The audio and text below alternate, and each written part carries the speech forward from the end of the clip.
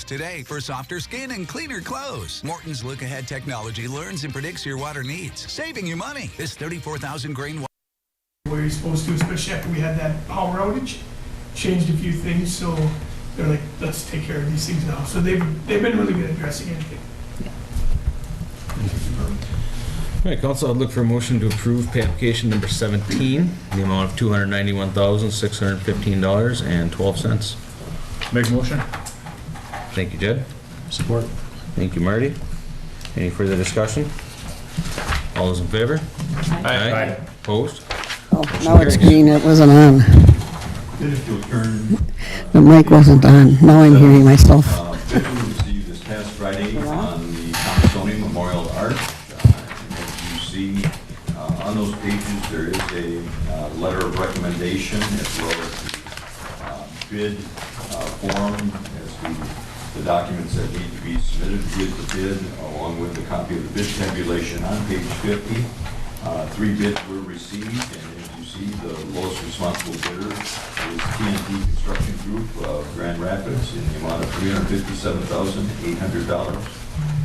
I would be happy to try and answer any questions that you might have, though I am not the engineer. Basically, the city is just serving as the fiscal agent with Whitsett being the architect engineer on this project.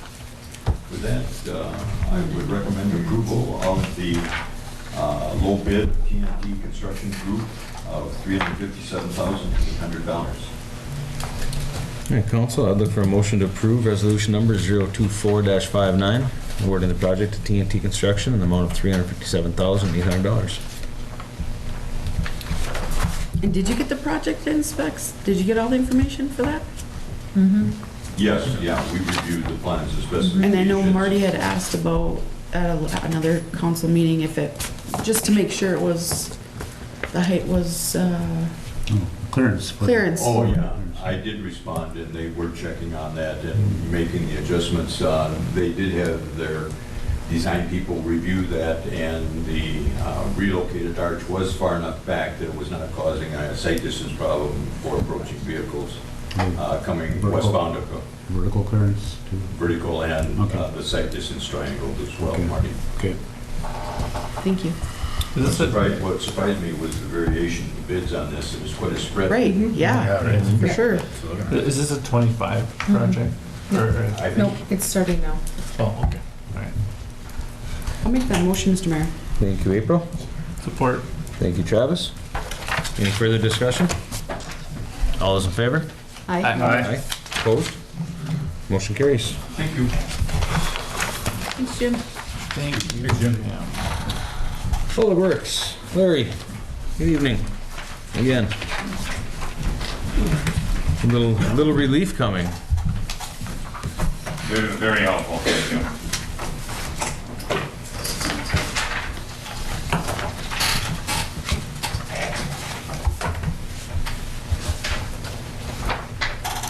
All right, okay, with that, I appreciate it very much. If you support resolution number 0824-60 to appoint Scott Danielson to Public Works Lead Buildings Parks person. Excellent. Hey, council, I'll look for that motion. I'll make the motion. Thank you, Travis. Support. Thank you, Jed. Any further discussion? Congratulations, Scott. Thank you. Chisholm. Yeah. All those in favor? Aye. Opposed? Motion carries. Looking forward to you all meeting Scott and seeing him on our projects and our parks and buildings, so, thank you. Thanks. Thanks.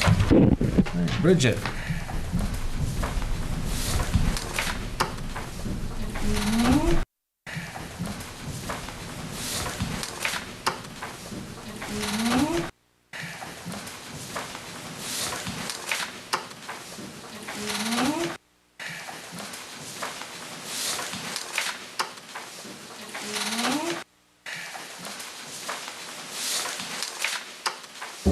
Okay, I'm turning on the podium microphone. Okay, I'm turning on the podium microphone. Okay, I'm turning on the podium microphone. Okay. Okay, I'm turning on the podium microphone. Okay, I'm turning on the podium microphone. Okay, I'm turning on the podium microphone. Okay, I'm turning on the podium microphone. Okay, I'm turning on the podium microphone. Okay, I'm turning on the podium microphone. Okay, I'm turning on the podium microphone. Okay, I'm turning on the podium microphone. Okay, I'm turning on the podium microphone. Okay, I'm turning on the podium microphone. Okay, I'm turning on the podium microphone. Okay, I'm turning on the podium microphone. Okay, I'm turning on the podium microphone. Okay, I'm turning on the podium microphone. Okay, I'm turning on the podium microphone. Okay, I'm turning on the podium microphone. Okay, I'm turning on the podium microphone. Okay, I'm turning on the podium microphone. Okay, I'm turning on the podium microphone. Okay, I'm turning on the podium microphone. Okay, I'm turning on the podium microphone. Okay, I'm turning on the podium microphone. Okay, I'm turning on the podium microphone. Okay, I'm turning on the podium microphone. Okay, I'm turning on the podium microphone. Okay, I'm turning on the podium microphone. Okay, I'm turning on the podium microphone. Okay, I'm turning on the podium microphone. Okay, I'm turning on the podium microphone. Okay, I'm turning on the podium microphone.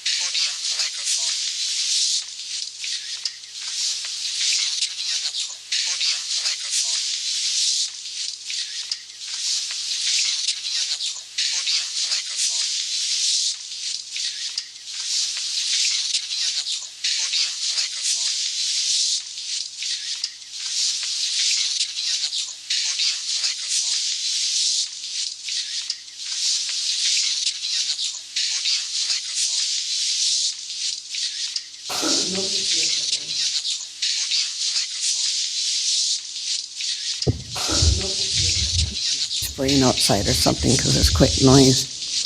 I forgot my water outside. Spraying outside or something because there's quite noise. I forgot my water outside. Spraying outside or something because there's quite noise. I forgot my water outside. Spraying outside or something because there's quite noise. I forgot my water outside. Spraying outside or something because there's quite noise. I forgot my water outside. Spraying outside or something because there's quite noise. I forgot my water outside. Spraying outside or something because there's quite noise. I forgot my water outside. Spraying outside or something because there's quite noise. I forgot my water outside.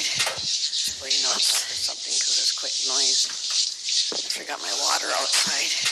Spraying outside or something because there's quite noise. I forgot my water outside. Spraying outside or something because there's quite noise. I forgot my water outside. Spraying outside or something because there's quite noise. I forgot my water outside. Spraying outside or something because there's quite noise. I forgot my water outside. Spraying outside or something because there's quite noise. I forgot my water outside. Spraying outside or something because there's quite noise. I forgot my water outside. Spraying outside or something because there's quite noise. I forgot my water outside. Spraying outside or something because there's quite noise. I forgot my water outside. Spraying outside or something because there's quite noise. I forgot my water outside. Spraying outside or something because there's quite noise. I forgot my water outside. Spraying outside or something because there's quite noise. I forgot my water outside. Spraying outside or something because there's quite noise.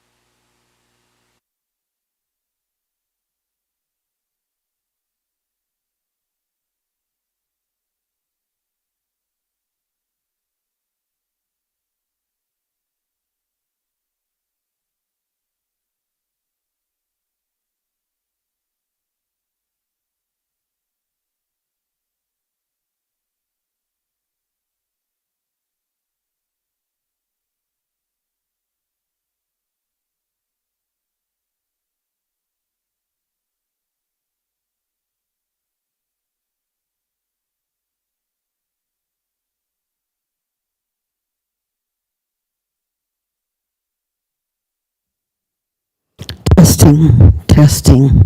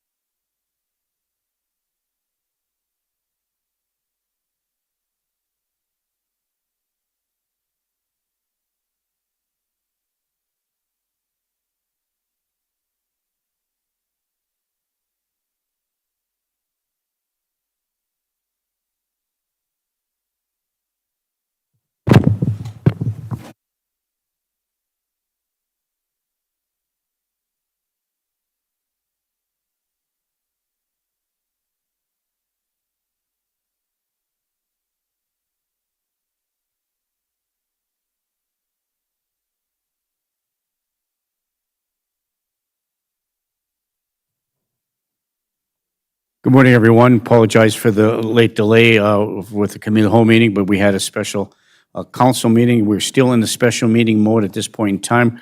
We called the special meeting to order at 8:30 a.m. pursuant to a closed session under Minnesota Statute 13D.05, Subdivision 2B, preliminary consideration of allegations or charges against an individual subject to council authority. And the second step is now in open session for a decision relating to the preliminary consideration of the allegations or charges against the individual subject to council authority that we discussed in the meeting. We have concluded the closed meeting. We have discussed this at length, and we are now in open session. And according to the law, any action to be taken as a result of the closed session meeting has to be made in open session. So we are still in open session at the special meeting. And so we're looking for council information, council action with respect to this closed session. Councilor Motley. I would like to make a motion to remove Mr. Tezick from the Public Utilities Commission. Thank you, Mayor. Motion by Councilor Motley to remove Commissioner Tezick from the Public Utilities Commission. Motion made by Councilor Motley. Is there support? Is there support? I will support. Support by Councilor Paulson. Is there any further discussion? Hearing and seeing none. All those in favor signify by saying aye. Aye. Opposed? No. Roll call, please. Liz Motley, Yes. Jerry Freelip, No. Julianne Paulson, Aye. Maya Bondage, Aye. Steve Johnson, Yes. Carl Barnzelli. Mayor Cook. Aye. Motion passes 6-1. Thank you.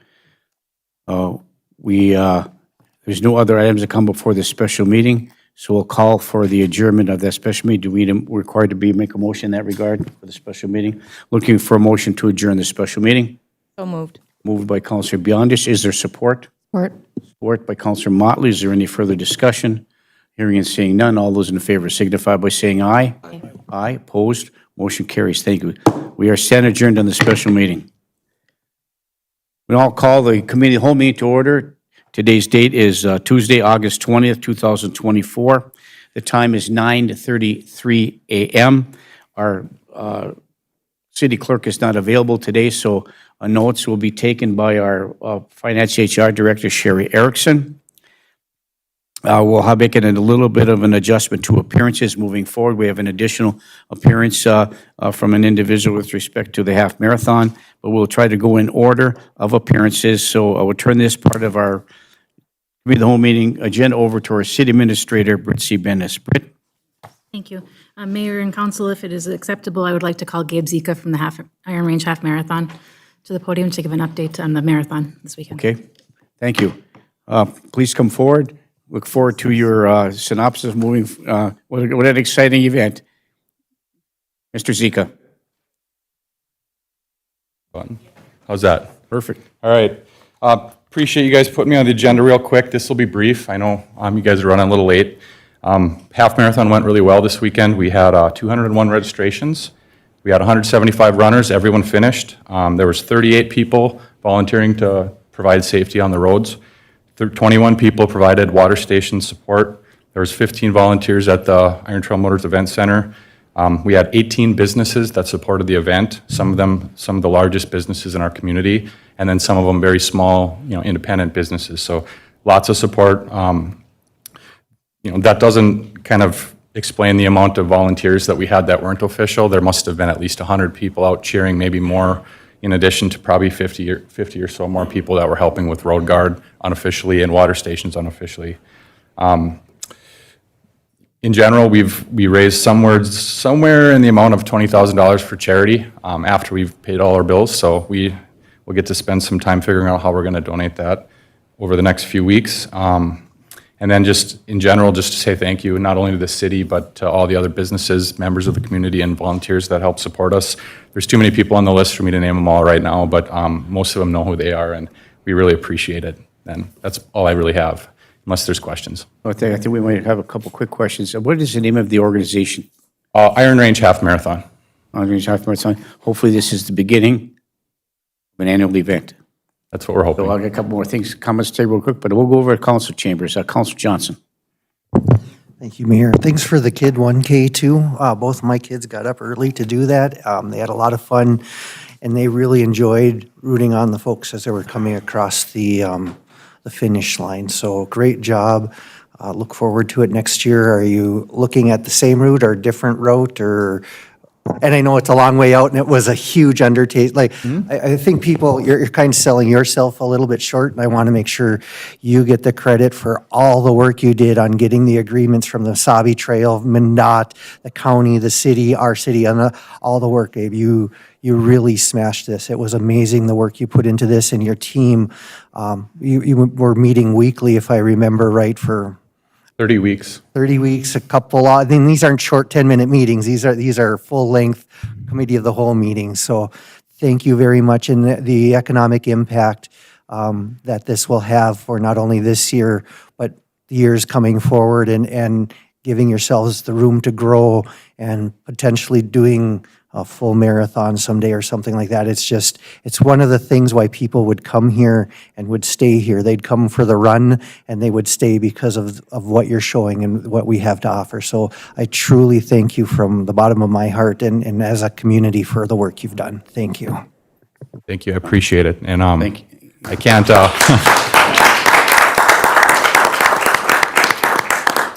I can't take all the credit. Like you said, we had a really good team, very dedicated people, and we worked all very, very hard to pull this together. With response to your route, we'd like to keep the route the same. We have very, very positive feedback from the running community about the route we chose. We're likely going to make a few adjustments at the end so that the finish line is closer to the main entrance to the event center. But it's a small change. It was certified as a half marathon, so in order to change the route, we need to get it recertified. But after talking with the certifier, we can make a small adjustment without having to start from scratch. So, Fantastic. I have a quick idea. I want to run by it quickly, but I'll first go to Councilor Motley. To say I'm proud of you is an understatement. I still can't believe you got this off in 8 months. Talking about it early in the year at a Parks and Rec meeting, your brainchild idea of getting a half marathon in Virginia and actually getting it off and finished in 8 months is just absolutely incredible. I joked around with him and said, if the city could work as quickly and as you guys did, we would, it might look a little different, joking, haha. But I had the opportunity and pleasure of holding up the back of the race. I don't know if you call it a sweeper or what, where my sister and I were on bikes making sure the runners finished or who was the last runner. And along the way, starting in Eveleth, I got to meet EMTs, police officers, volunteers from every single city. It took a full community of supporters and volunteers, and of course, your board of directors getting this off its feet. And it was an absolute pleasure and honor to be a part of it. To see the communities of Eveleth, Gilbert, and Virginia work together in all aspects is just awesome. So I know there'll be another one, and I look forward to hopefully being able to volunteer, be a positive impact going forward. So thank you, Mayor, and thank you, Gabe. welcome.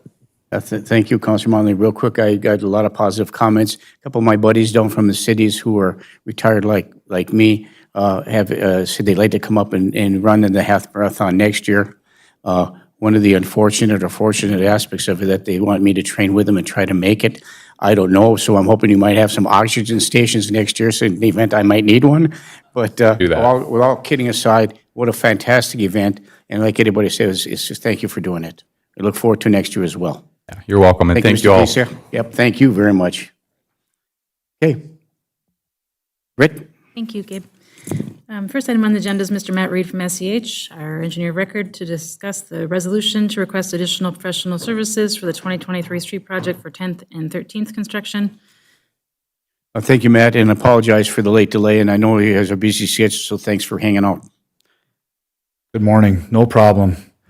Before I get into this, I think maybe a related item, maybe I'll start off with just some high points here that there's a lot of construction going on in Virginia right now, and things are starting to wrap up. So for those of those of you or those people in the city that have endured a summer worth of construction, the light is at the end of the tunnel. We're getting closer.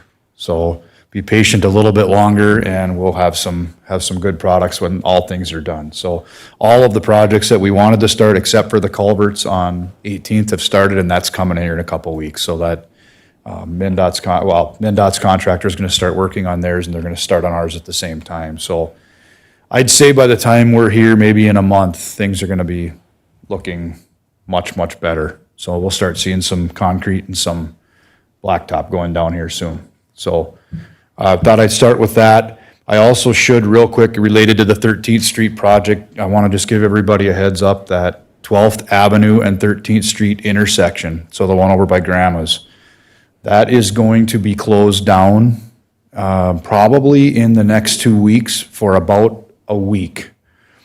They have to make those tie-ins. We will have a detour posted.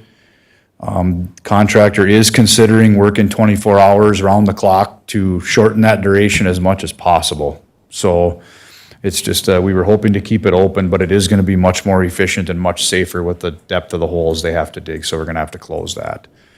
In addition to that, probably concurrently, 2nd Avenue is going to be closed down over by the Public Safety Building. That's scheduled right now to be closed sometime in the next 2 weeks, and it'll be closed till about the middle of September.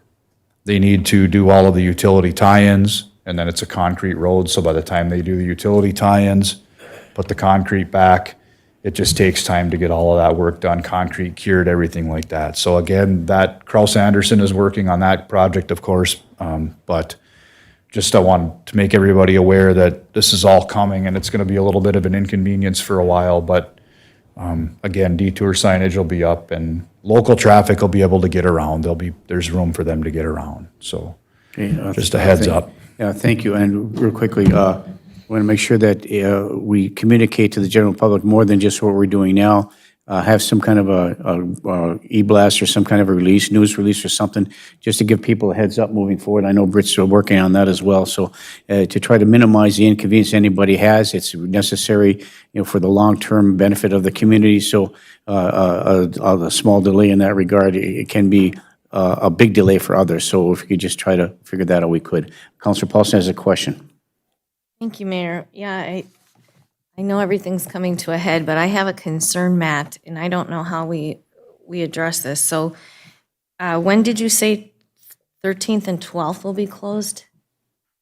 What dates? I have a meeting with the contractor tomorrow morning. We have our standing weekly meeting, and I expect to know a little bit more tomorrow, but possibly not this week, but next week. So in conjunction with school beginning and then having 2nd Avenue closed, and on top of that, where Super One South is, I am extremely concerned about school bus traffic, parent traffic, student traffic, and emergency vehicle traffic.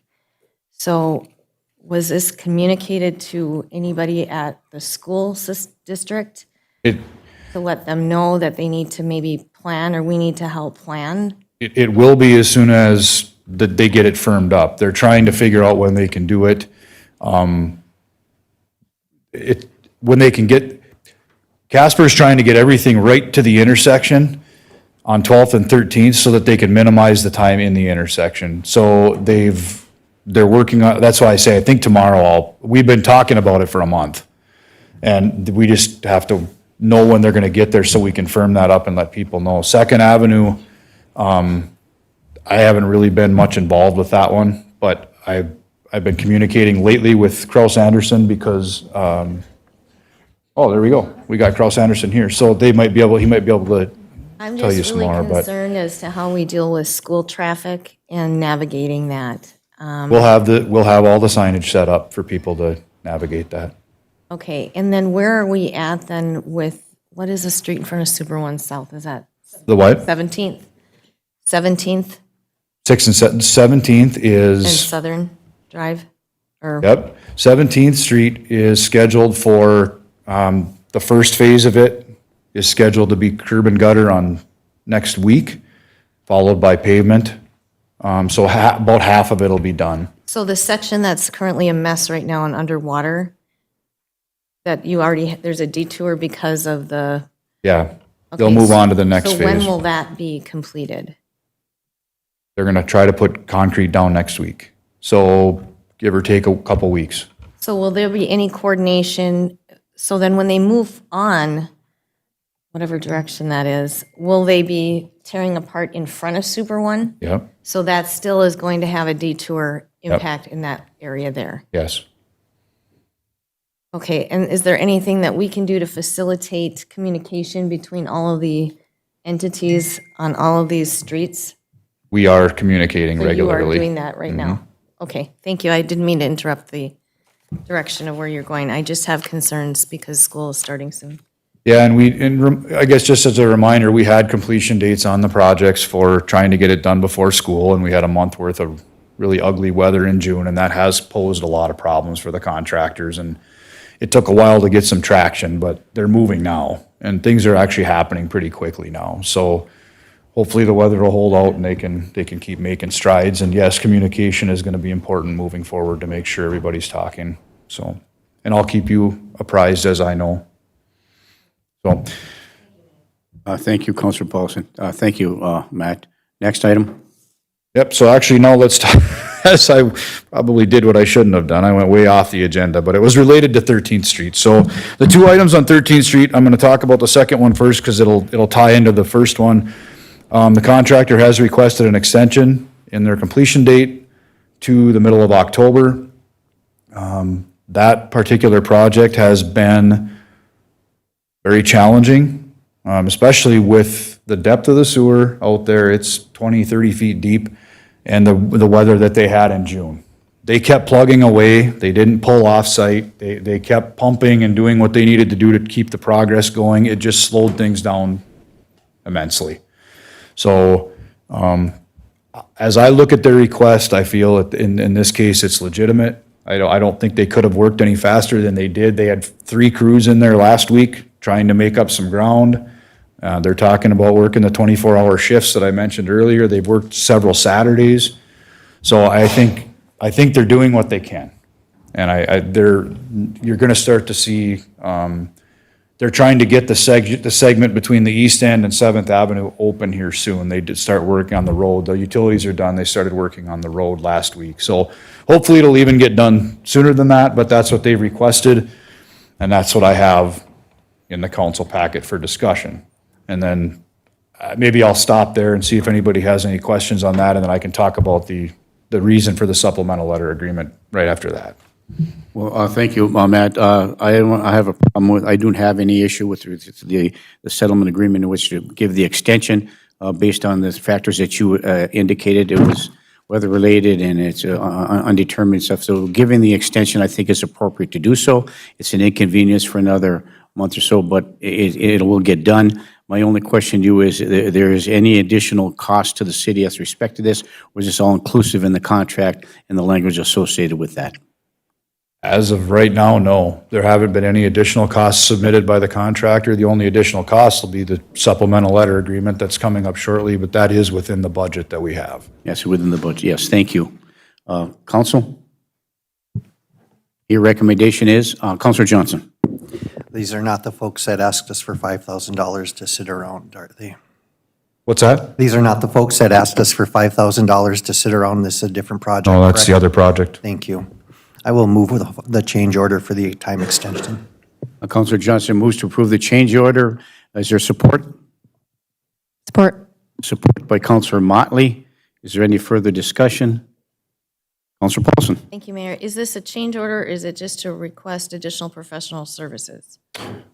Nope, so A is that. yeah, I flipped B them is around. change order. Sorry, my fault. I wanted to make sure you approved the change order before I asked for the supplemental agreement. So this is for the contractor's change order. Request to extend the date. Item B. So so I guess my question would be, so by extending this, the dates on this isn't going to come back to implicate us in the future more financially, for more financial. By extending the date, you essentially are foregoing your ability to assess liquidated damages. Because there is language in here that states it's costing $45,000 for that cat to sit there, for the rental of that. The They have not 395 requested- excavator at a monthly rate of $42,000. So I just want to make sure, after we already passed for Mesabi Bituminous, the additional $5,000, that this, by allowing this additional extension, that they're not going to come back then and ask and request for a financial change order. Those would be two independent topics. If they want to come back and ask for more money for that, the council will have an opportunity to review that as a change order request for additional compensation for whatever they request. Whether or not we extend that contract really isn't going to impact your ability to accept or deny that contract. By giving them an extension, you are basically acknowledging that, yes, it took more time. We're going to have to work past the completion date. We will forego any liquidated damages within that time frame. Doesn't mean that after October 12th, I think was the date, if they're still not done, the liquidated damages are in place. And those, again, those damages are in place to cover your costs if you incur some additional costs because of the delay. Okay, thank you. Thank you, Mayor. Thank you, Councilor Paulson. It has been moved and supported. Is there any further discussion? Hearing and seeing none, all those in favor signify by saying aye. Aye. Aye, opposed? Motion carries. Thank you. Next one. Okay, so then the supplemental letter agreement. So because that is it's a double-edged sword. From the standpoint of the contractor kept working, they were working, their progress was impeded because of the challenges they encountered, so it took them more time. They could have just stopped work altogether, which we wouldn't have spent any time out there, and the project wasn't gonna get done until even later than it did. So they kept working, we had to spend time on site, now they're gonna ask for an extension, so we need to spend more time on site. So that is what the supplemental letter agreement is for, so that we have the ability to be on site with the contractor, working with them, observing, meeting the requirements of the federal funding, all of those things that we do. I will say, I'll reiterate, I've said it I believe many times to the council, but I'll say it again, on every project, whether it's design, construction, whatever, we are being very cognizant of our budget, city's budgets, all of those things as we're watching these projects move ahead. So as we move ahead here, this will be, hopefully they'll be able to get done sooner, and we'll continue to watch and try to be as efficient as we can with our time on site. We've already, being that we've worked some Saturdays, we've already been able to be more efficient with our original budget, so we've stretched that about as far as we can. That's why I'm asking for some additional compensation moving forward. So with that, I'll answer any questions you might have on that. Councilor Motley?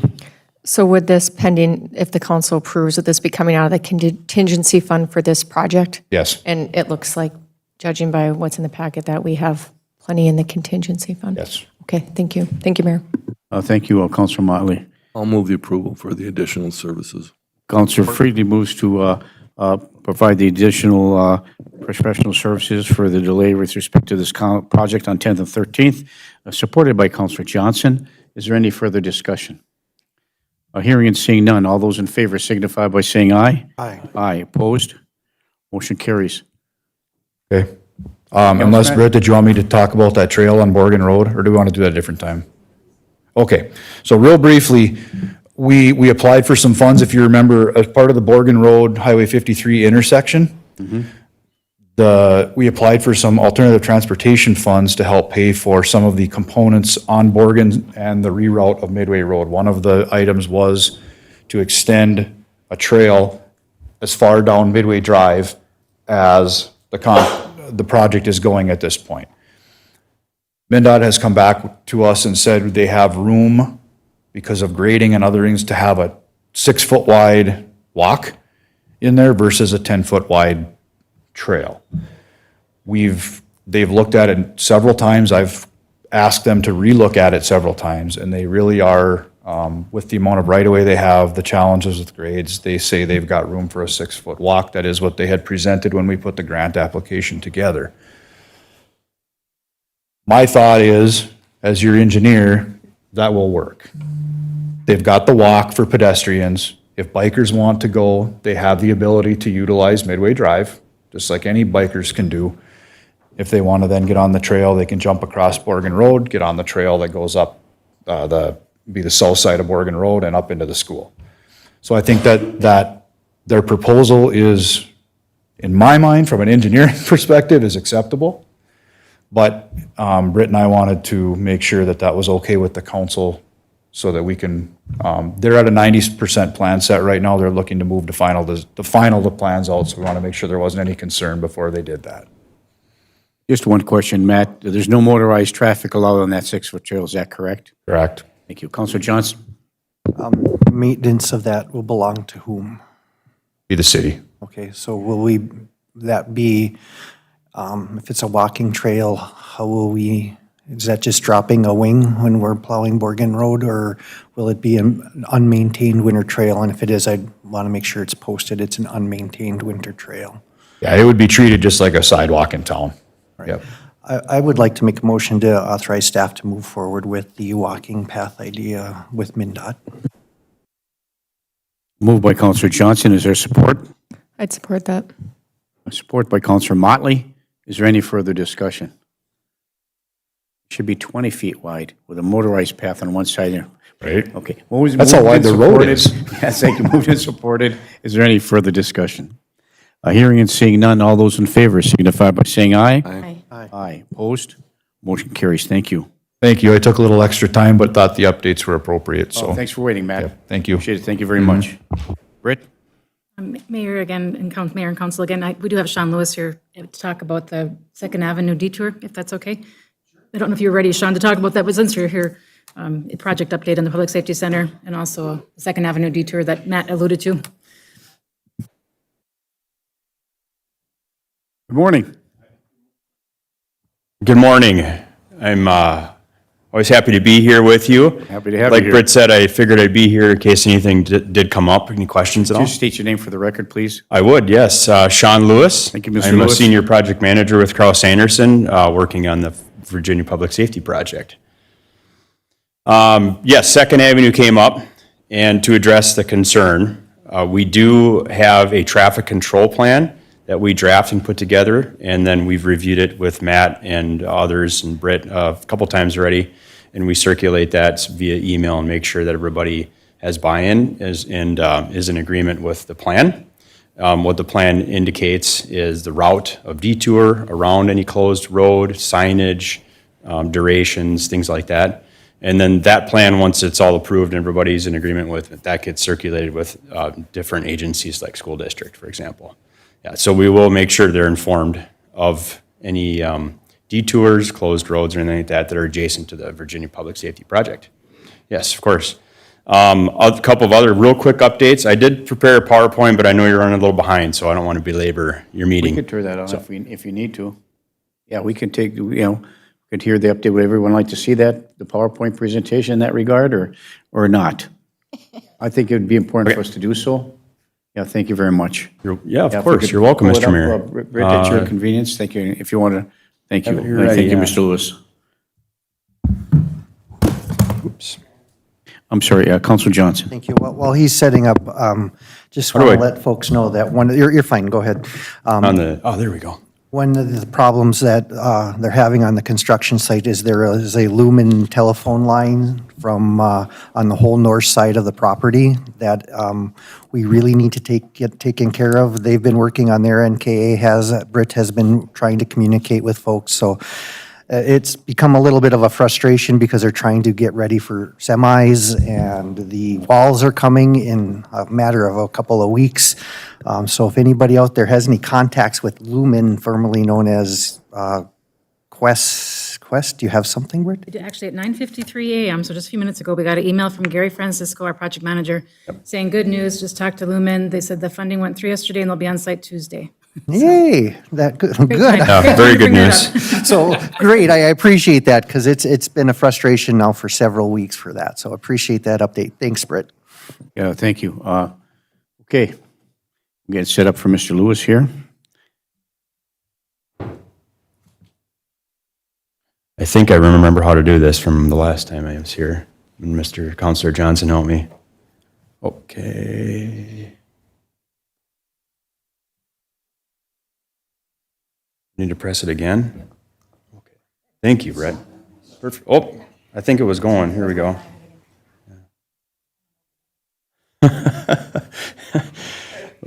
Well, we're accustomed to instant gratification, so if it doesn't pop up on the screen right away, we start pressing buttons. Okay, here we go. Like I said, always a pleasure to be here. Short and sweet update today. That's it. Things are going really well overall. That's what I wanted to start with. We're on schedule. We're within budget. Things are on track. Just a couple of specific items to talk about on the weather. At last meeting, I did mention, like Matt also mentioned too, very wet spring. We did get a little bit of a break, so we were able to get foundations in and completed. So that's really good news. So far, so good on weather. And again, I will keep the council updated if we need to talk about time extension or anything that related to weather. We'll see what the winter does as we get into that. Last year, we had a break. And in my experience in building in Minnesota, we usually don't get two of them in a row. So we'll see how that goes. But we also have all sorts of different ways of working through weather. For example, we are working on our temporary heating for the building. So inside, we can continue to work inside the building. Councilor Johnson, I was hoping for one little chuckle out of that. They're out of the way, and like Britt said this morning, the last one is out of the way. So no more pole in the middle of the building. So that's one real good news. Last meeting, I shared that this was a potential issue coming up. It has now been moved and it's out of the way. So that's good. Concrete foundations, those are completed, 99.9% all done and backfilled, insulated, and ready to be built on. And we've also been working on underground plumbing. We're trying to get as much of the underground plumbing in that we can that is not going to obstruct the installation of the precast. Come on. There it goes. The precast concrete. So when we are installing the precast concrete walls and roof structures, there are anchors that go into the ground. So we get a layout of what those anchors are going to be, so we're careful that we're not going to have any conflicts with the underground plumbing. We do want to get as much of that in the meantime, however, as possible. So we're working on that. Need to do the screen share button. There it goes. So you can see here as much of the underground plumbing we're getting in, and then last week we started receiving structural steel deliveries. I point this out because it is a really important milestone to hit, especially the last few years. Procurement of things like structural steel has really been a challenge. So our team worked together with the design partners and the city, making sure that we kept everything moving forward for submittals and material procurement, and we received our delivery. And so that's really, really good news. So we're ready to start. And these crews here will be working in collaboration with the precast concrete crews when they start in September. So those two will be working together, basically kind of doing a leapfrog of working together, because this is done real closely with the precast concrete. This week we started CMU walls, cinder block in other words. The walls that are considered load bearing, those need to go in before the precast crews arrive. So right now is a good time to do that. So it's also, we're going vertical. So this is also a really good sign. We're starting to go up out of the ground. And like I said, for precast concrete, you'll start seeing that in September. So things are starting to happen and look like you can see progress from the road when we start seeing things go above ground. Also working on setting the door frames that are in the CMU walls. You can see here as well. Quick update on contaminated soils. The old railway corridor, that's all been remediated and done. We already processed the change order, so that's done. NTS is assisting with monitoring the conditions out there going forward. And we do know there's one little smaller spot in the southwest corner of the job site we need to remediate eventually as well. Much smaller than what the railway corridor was. Just wanted to make sure that the council is also aware of that coming up. Looking ahead, regular updates for the group here is periodic and as often as you like, just to make sure you're up to speed with what's going on. And you also like the 2nd Avenue, for example. I'm kind of glad I was able to share that we do have a plan in place, and everybody will be informed. Finishing the underground plumbing, CMU load-bearing walls, the Second Avenue work, pardon me, I was supposed to say not Sixth Avenue, that's my typo. Site utilities and grading, precast concrete starts in September, as well as the structural steel happening with that. So again, by middle to the end of October, we should see the shape of the building up on site there, ready to go. Any questions at all? Thank you. Councilor Paulson. Okay, thank you. Okay, well, moving forward, Mr. Lewis, it's looking fantastic coming forward. I know there's been a lot of angst on the part of some people about what we're doing here, but once the final project is done, it's the long-term benefit of the community both. And, you know, like the most important thing, I think we all here today think that really the most important, if you peel away the onion, the most important thing that we can do for the community is continue to maintain the health and safety and infrastructure integrity of our community. This is one of those projects, so thank you very much. Anybody else have any questions, comments, or concerns? Okay, thank you, Mr. Lewis. Thank you. Have a good rest of your day. You do the same. Thank you.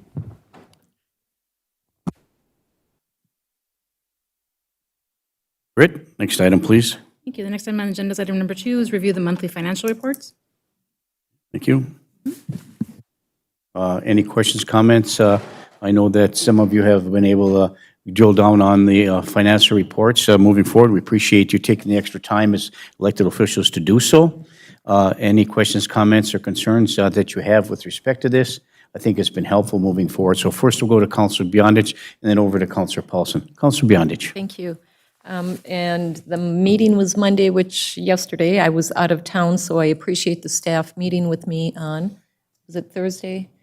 When I was finished with work, I was able to spend some time and go over them, and I find this very helpful to look at each department individually and understand. For me, it was more about the understanding of how things are.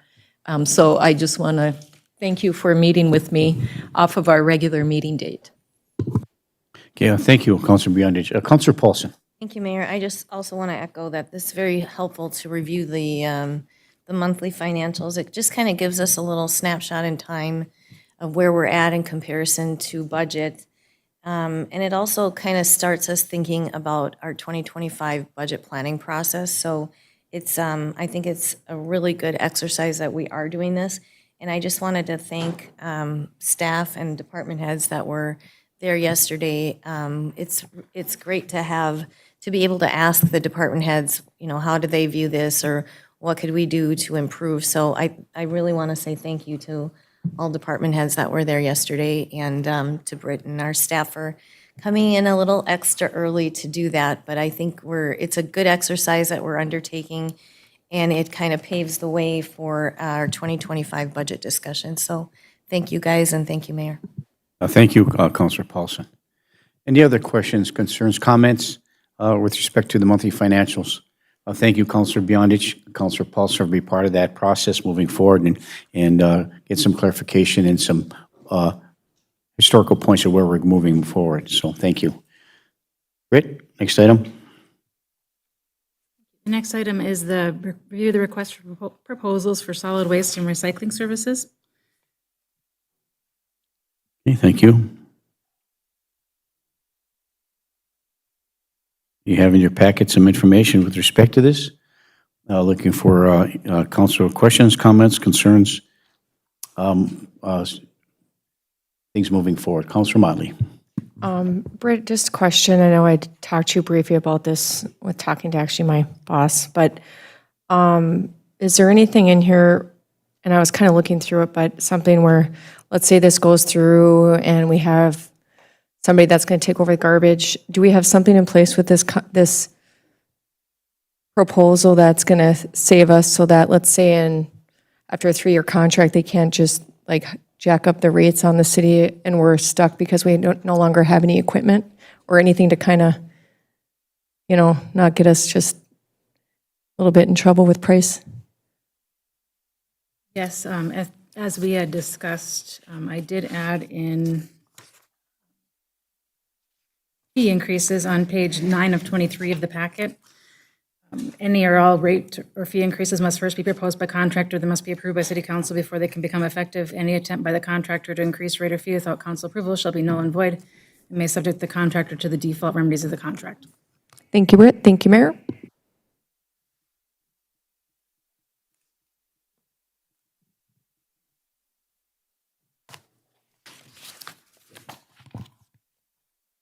Anyone else? Counselor Freely? What are the ramifications to the current staff if we were to contract out this type of service? And the initiation of this consideration was based on the fact that we have very aged vehicles, for one thing, I understand, and then also people that currently are working those positions are nearing retirement. Is that true? I mean, those are some of the questions that I've been asked, and I'm assuming those have been considered. As we had with the recycling, we integrated the staff back into the other public works duties. That would be something that we'd have to discuss with the staff and then negotiate with MAPSME, but.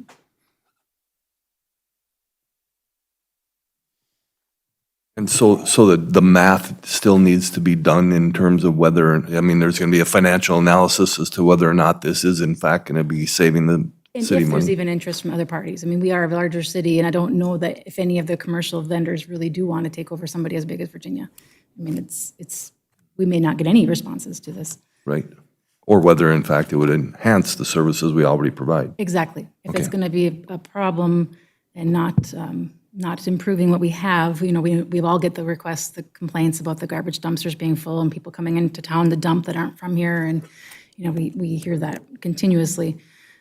If there isn't a solution that's going to alleviate that from a private vendor, then it's something for us to talk about. How do we fix that? And just based on the budgetary issues it was something that needed to be explored. Correct. All right, thank you.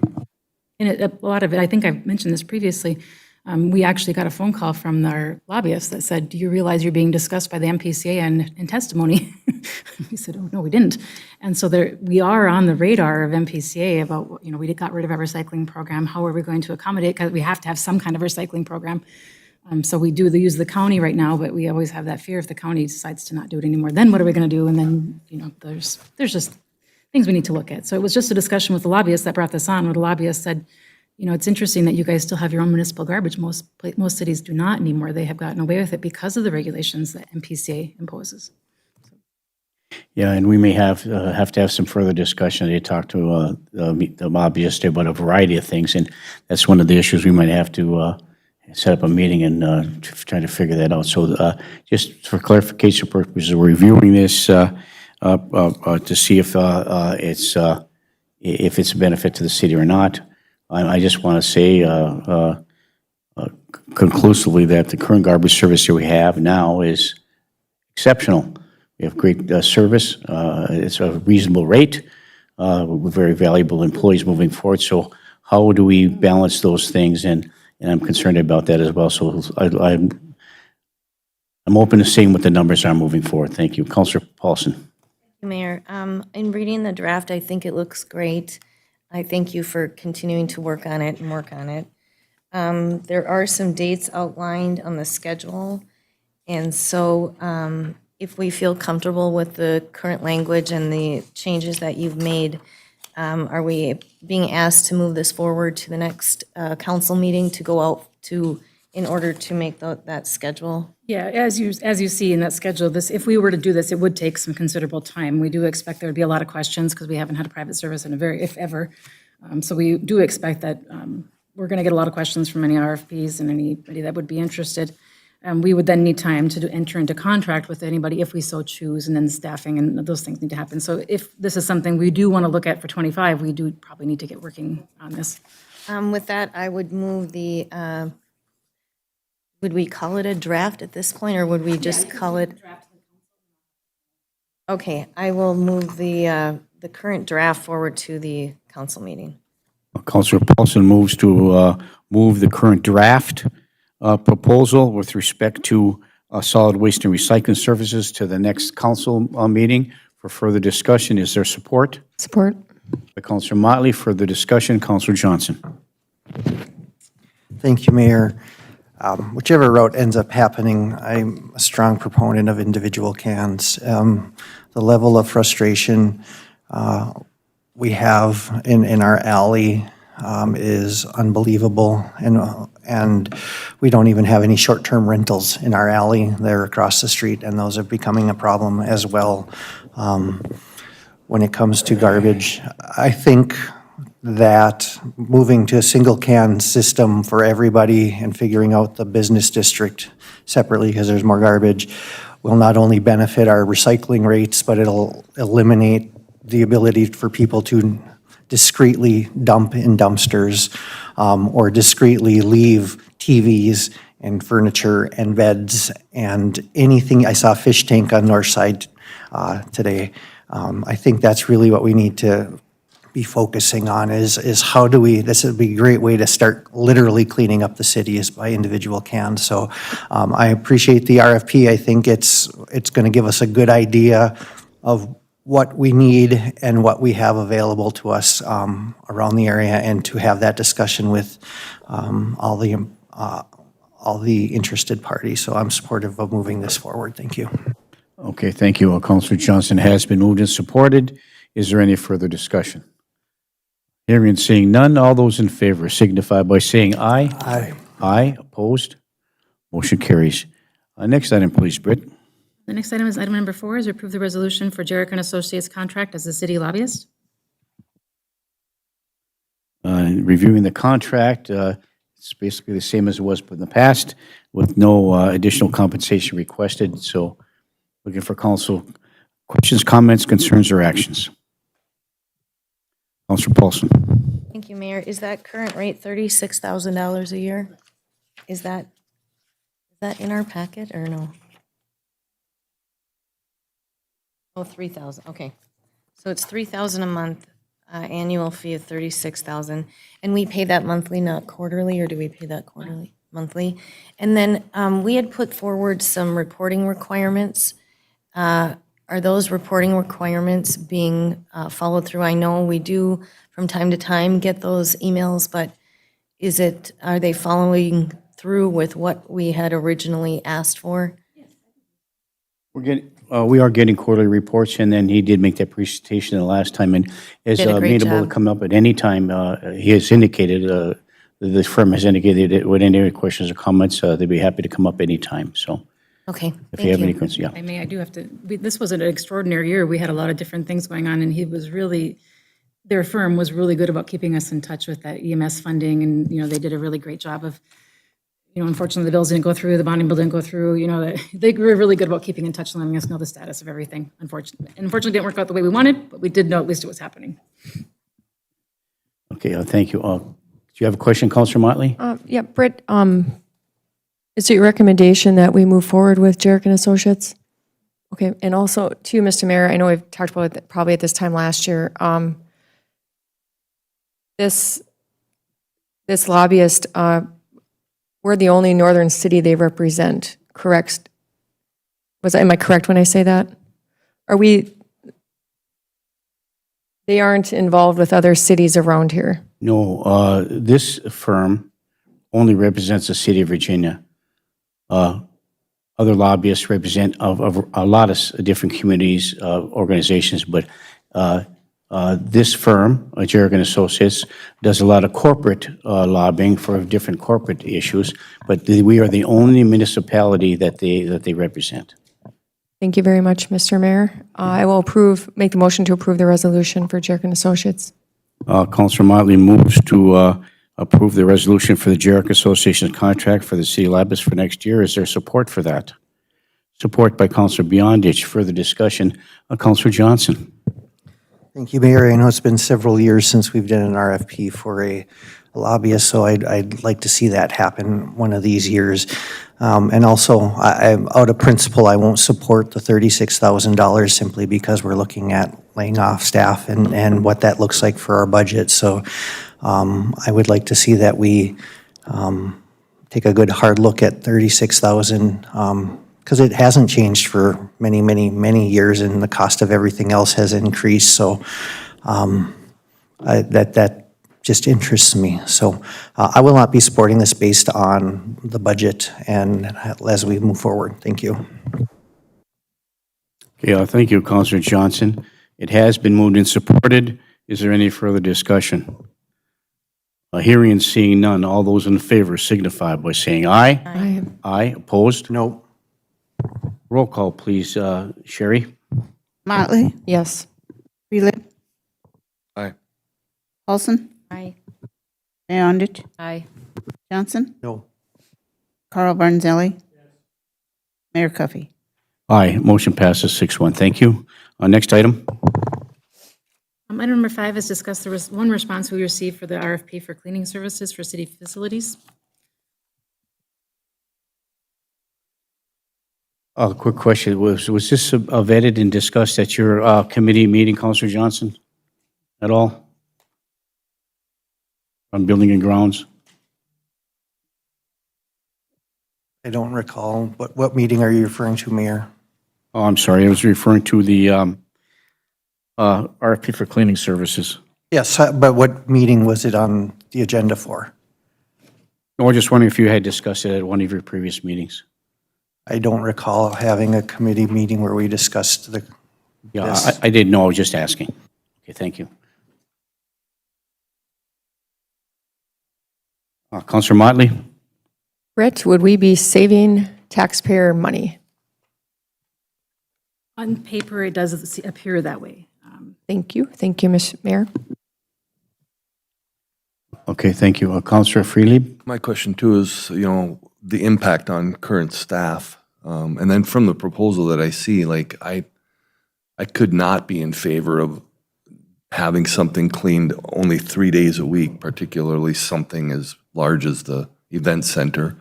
So I do have issues with the current proposal as to whether or not it would be adequate or even comparable to what we already have in place. So those are my concerns. My concerns is who would we be displacing and the productivity of those people that would be displaced. So that's my concern at this point in time. Thank you. Okay, thank you. And before we go to Councilor Paulson, I have the same concerns with respect to how that affects our employee and our staff and how adjustments have to be made moving forward. If they're moving into some other employment within the city or somehow make an adjustment there, I'd like to see what the impact of that is. And secondly, I do agree that maybe 3 days a week in some of the city buildings is probably enough. If we make a check, whether it's cleaning services or whether it's city employees or whatever the case may be. But I really do believe that the Iron Modi's Event Center, and of course, being a layperson, I'm not sure how that's going to impact, but I would like to see an impact numbers about that. Only cleaning the building 3 days a week, that's a huge facility. And I think it requires daily cleaning all the time. And without every time I've gone there, it's been spotless. They've kept it extremely clean, and we're doing it 3 times a week. I don't think would be beneficial moving forward. But I'd see the numbers and find out what the process is and how those cleaning contract, how they would be better than what we have now.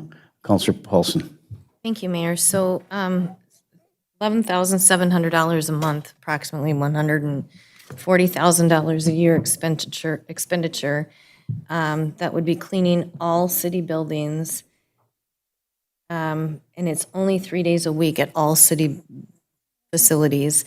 And this was, so when our RFP went out, was it specific in our needs for 7 day a week, or were we pretty specific in the RFP? We were, we actually suggested the library once a week because we had discussed that with the existing staff, we could manage the 1 day a week heavy cleaning. And he actually suggested that the person, when they did their tour, so that it would be easier for them to do the 3 days at every facility, so then they could hire the staff that would have the ability to do all the buildings. Okay, so in order for, so 3 days is what they put forward. Recommended, right. I don't like the language that we would be getting billed 10% markup for toilet paper and paper towels and garbage bags. I think that's crazy. That was just a proposal from him. If this council agrees to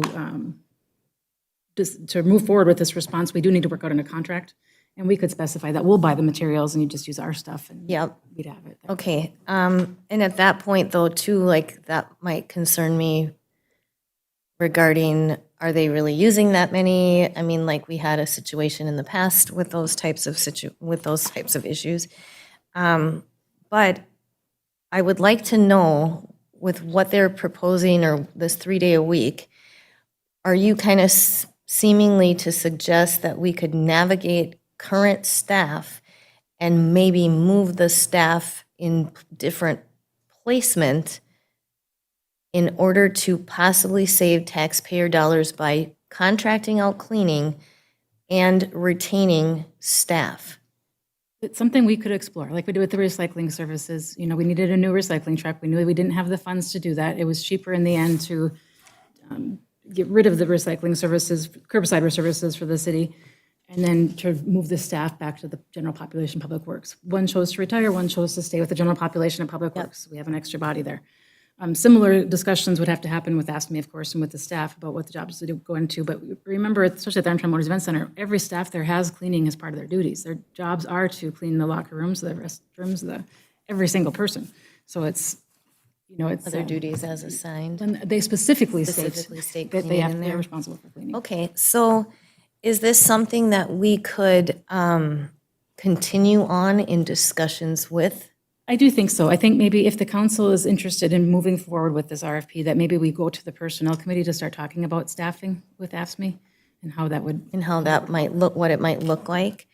And then at what point, now is it something that you would go back to cleaning specialists and with our legal and maybe massage the language in the proposal, or like kind of have a discussion of this is what the city would like to see, but we've only received one response, so is that the proper way in which to start kind of that portion of the discussion? Mayor, if I may. Yes, Mr. Lindsay. Counselor, I think that's, you'd want to have some additional discussions because what's here wouldn't necessarily be enough to do a full contract, and I think the city may want to be in control of that contract. Right, absolutely. So, okay, so at this point, I mean, we're just still kind of going down the fact-finding road. And so I guess what would be the motion then, Brian? Would it be just to direct staff to continue working on this track? Mr. Lindsay? Thank you, Mayor. Counselor, I think that's right. I think the motion would be just to continue the discussions given the new information. Okay, I would make that motion, Mayor. Okay, thank you, Councilor. Paulson makes the motion to continue with the discussions with respect to item number 5 under Building and Grounds, the discussion and response for the RFP for cleaning services. And I'm assuming that means additional meetings moving forward with the affected parties involved, particularly our staff. Motion, is there support? Support. By Councilor Motley. Further discussion. Councilor Johnson. Thank you, Mayor.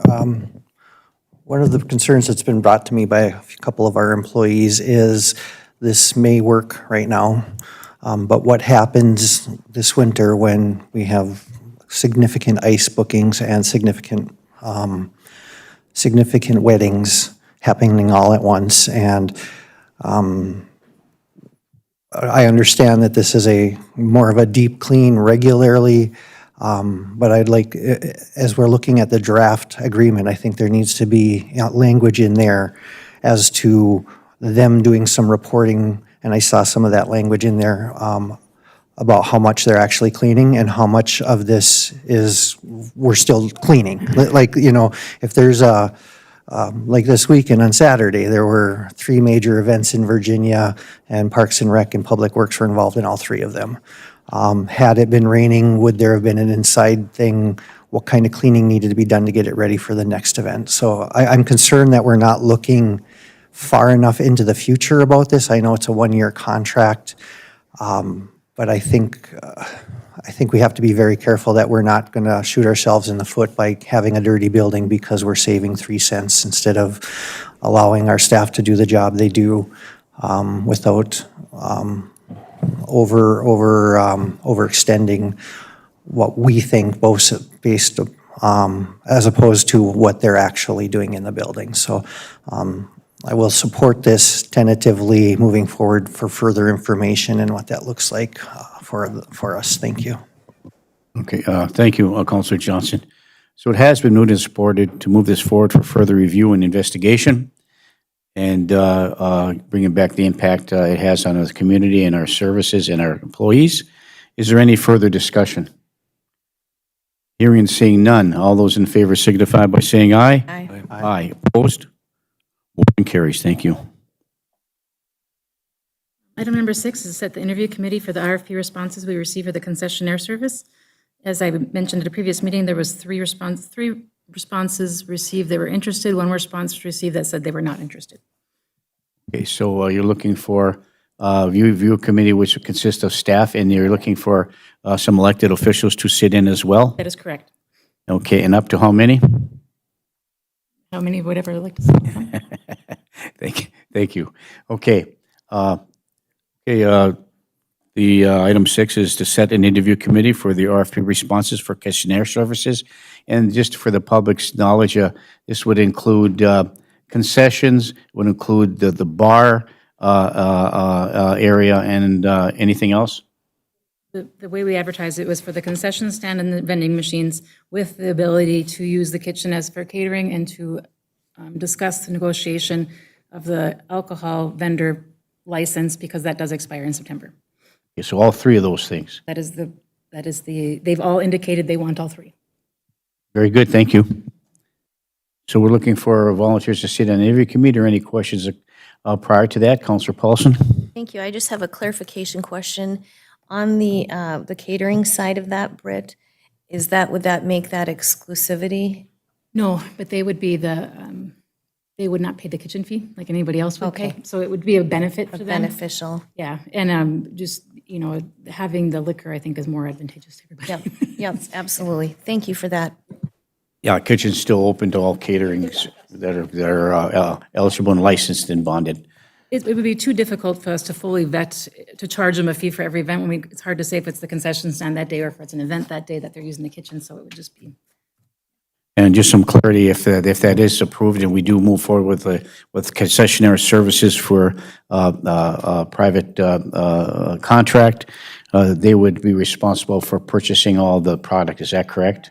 And they would be also, without council approval or approval from our staff from the Interim Waste Event Center, they could staff it with any product they deem appropriate. Is that correct? Okay, thank you. Councilor Johnson? I will volunteer to sit on that committee. Councilor Johnson volunteers as the elected official to sit on the interview committee for the RFP responses for concessionaire services. Would any other councilor like to sit on the interview process? Councilor Freelieb? Okay, thank you. And anyone else? Okay, looking for a motion to appoint Councilor Freelieb and Councilor Johnson to sit as representatives for the interview committee for the RFP responses for concessionaire services. So moved. Move to approve those two appointments by Councilor Paulson. Is there support? Is support? You can support yourself. Support by Councilor. Supported by anyone? By Councilor Bionich. Any further discussion? Before we do, anybody else would like to serve as well? Any further discussion for the two appointments? Councilor Freely. I don't like to put people on the spot, but, I guess there should be some discussion in terms of what the pros and cons are of why we're moving in this direction. And I don't know if you're prepared to do that, Brian, or if you want to speak to that. Because my impression is, this is going to impact current staff as well, obviously. And you'd be eliminating positions that are currently in place. But the positions that we have in place for this have been rotational, I guess, in terms of there's not a lot of permanence, there's not a lot of consistency, and I think that that's been an issue as well. So I think that's what we're looking at, is taking some of the weight off of the staff at your facility to contract that to someone else, and that gives you more time to do other things necessary in your facility. And I don't want to speak on your behalf, but I would like to have some input with regard to, from his position, because this is what we're talking about, is his facility. What are the pros and cons of what we're considering here? From your perspective as the leader of that. I think we have discussed it on a number of occasions in the past, but hearing it directly from the Park and Rec Director would be helpful. Brian? Thank you, Council. Pros and cons are a great thing to consider. Let's start with the pros for us outsourcing concessions. Right now, concessions does bring in a significant amount of revenue for our facility. It also does have a significant cost. We primarily staff the concession stand with our part-time recreation assistants, which we have had a hard time keeping those positions filled. I will also let you know that with college getting ready to start, we had a large number of high school seniors on our staff last year. Last week, we had 2 of them turn in their notice. I've got another one who Thursday is their last day. I've got 3 more that will also be leaving before the end of the month. So that's 6 of our part-timers that we will be losing that had the knowledge base last year. If we outsource at this point, we're not negatively impacting those 6 people because they're moving on. We still do have several other rec assistants that are on schedule or on our schedule. However, my recommendation would be we not start rehiring for the 6 that we are losing, that we keep the ones that we still have to manage our open bump and skate, to do our bumper car birthday car parties, to do the other events that are going on, the setup and tear down of events, or assisting our full-time staff in doing the setup and tear down of events, thereby trimming our staff through attrition with these kids leaving for college. That would be a benefit. One of the hardest things for us in filling these staff is the city's hiring policy that we have to go through. It is a very good hiring policy, but for a private business owner, I'm going to pick on Councilor Paulson. You need somebody at the Rocks Jewelers to man the counter. Your process is, I need somebody. I'm going to put an ad in the paper, I'm going to interview, and I'm going to hire. Our policy is we have to go to the Personnel Committee. Then Personnel Committee brings to Committee of the Whole, which then brings to the Council. Then we can post the ad. Then we interview for the position. Then it has to come back to the Council. So it's a much more drawn-out policy, which is hard in hiring these high school kids for that.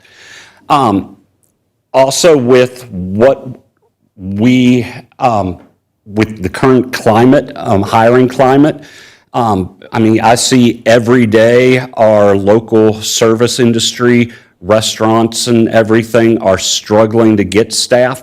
We pay very well, and we still struggle to get people, just like our local restaurants through town do. It's just not an attractive position. So we're shifting that responsibility to somebody else. I know at least 2 of the groups that have applied for this, and I would say be comfortable in saying all 3 of the groups that have applied for this are looking at adding this so that they can then offer their existing staff additional hours, making those positions more attractive so that they can attract and retain more employees, thereby employing more people in the city of Virginia, which is a good thing. It is also a good thing for us outsourcing in that it frees up our lead recreation assistant. During the hockey season, our lead rec assistant spends probably about 95% of their time in the concession stand, ordering, making sure that we have everything, that things are running smoothly in there, to the point that Alex, who started with us this past winter, when she started, did nothing but concession stands all winter, didn't even get introduced to the event side of things in the event center until hockey ended this past spring. She has transitioned wonderfully into doing the events and helping with the setup, the event implementation and everything. But with hockey starting, her plate will be vastly overflowing if she tries to continue to do what she's done this summer and takes on the concession stands. We had 2 lead recs in the past to alleviate that burden. We only have 1 lead rec now, and I really don't want to burn her out and see her leave. Cons for outsourcing is that we are not in control. By outsourcing, We don't set the prices in the concession stand. We don't set the menus in the concession stand. We have significantly less control. We're also not responsible for cleaning the concession stand.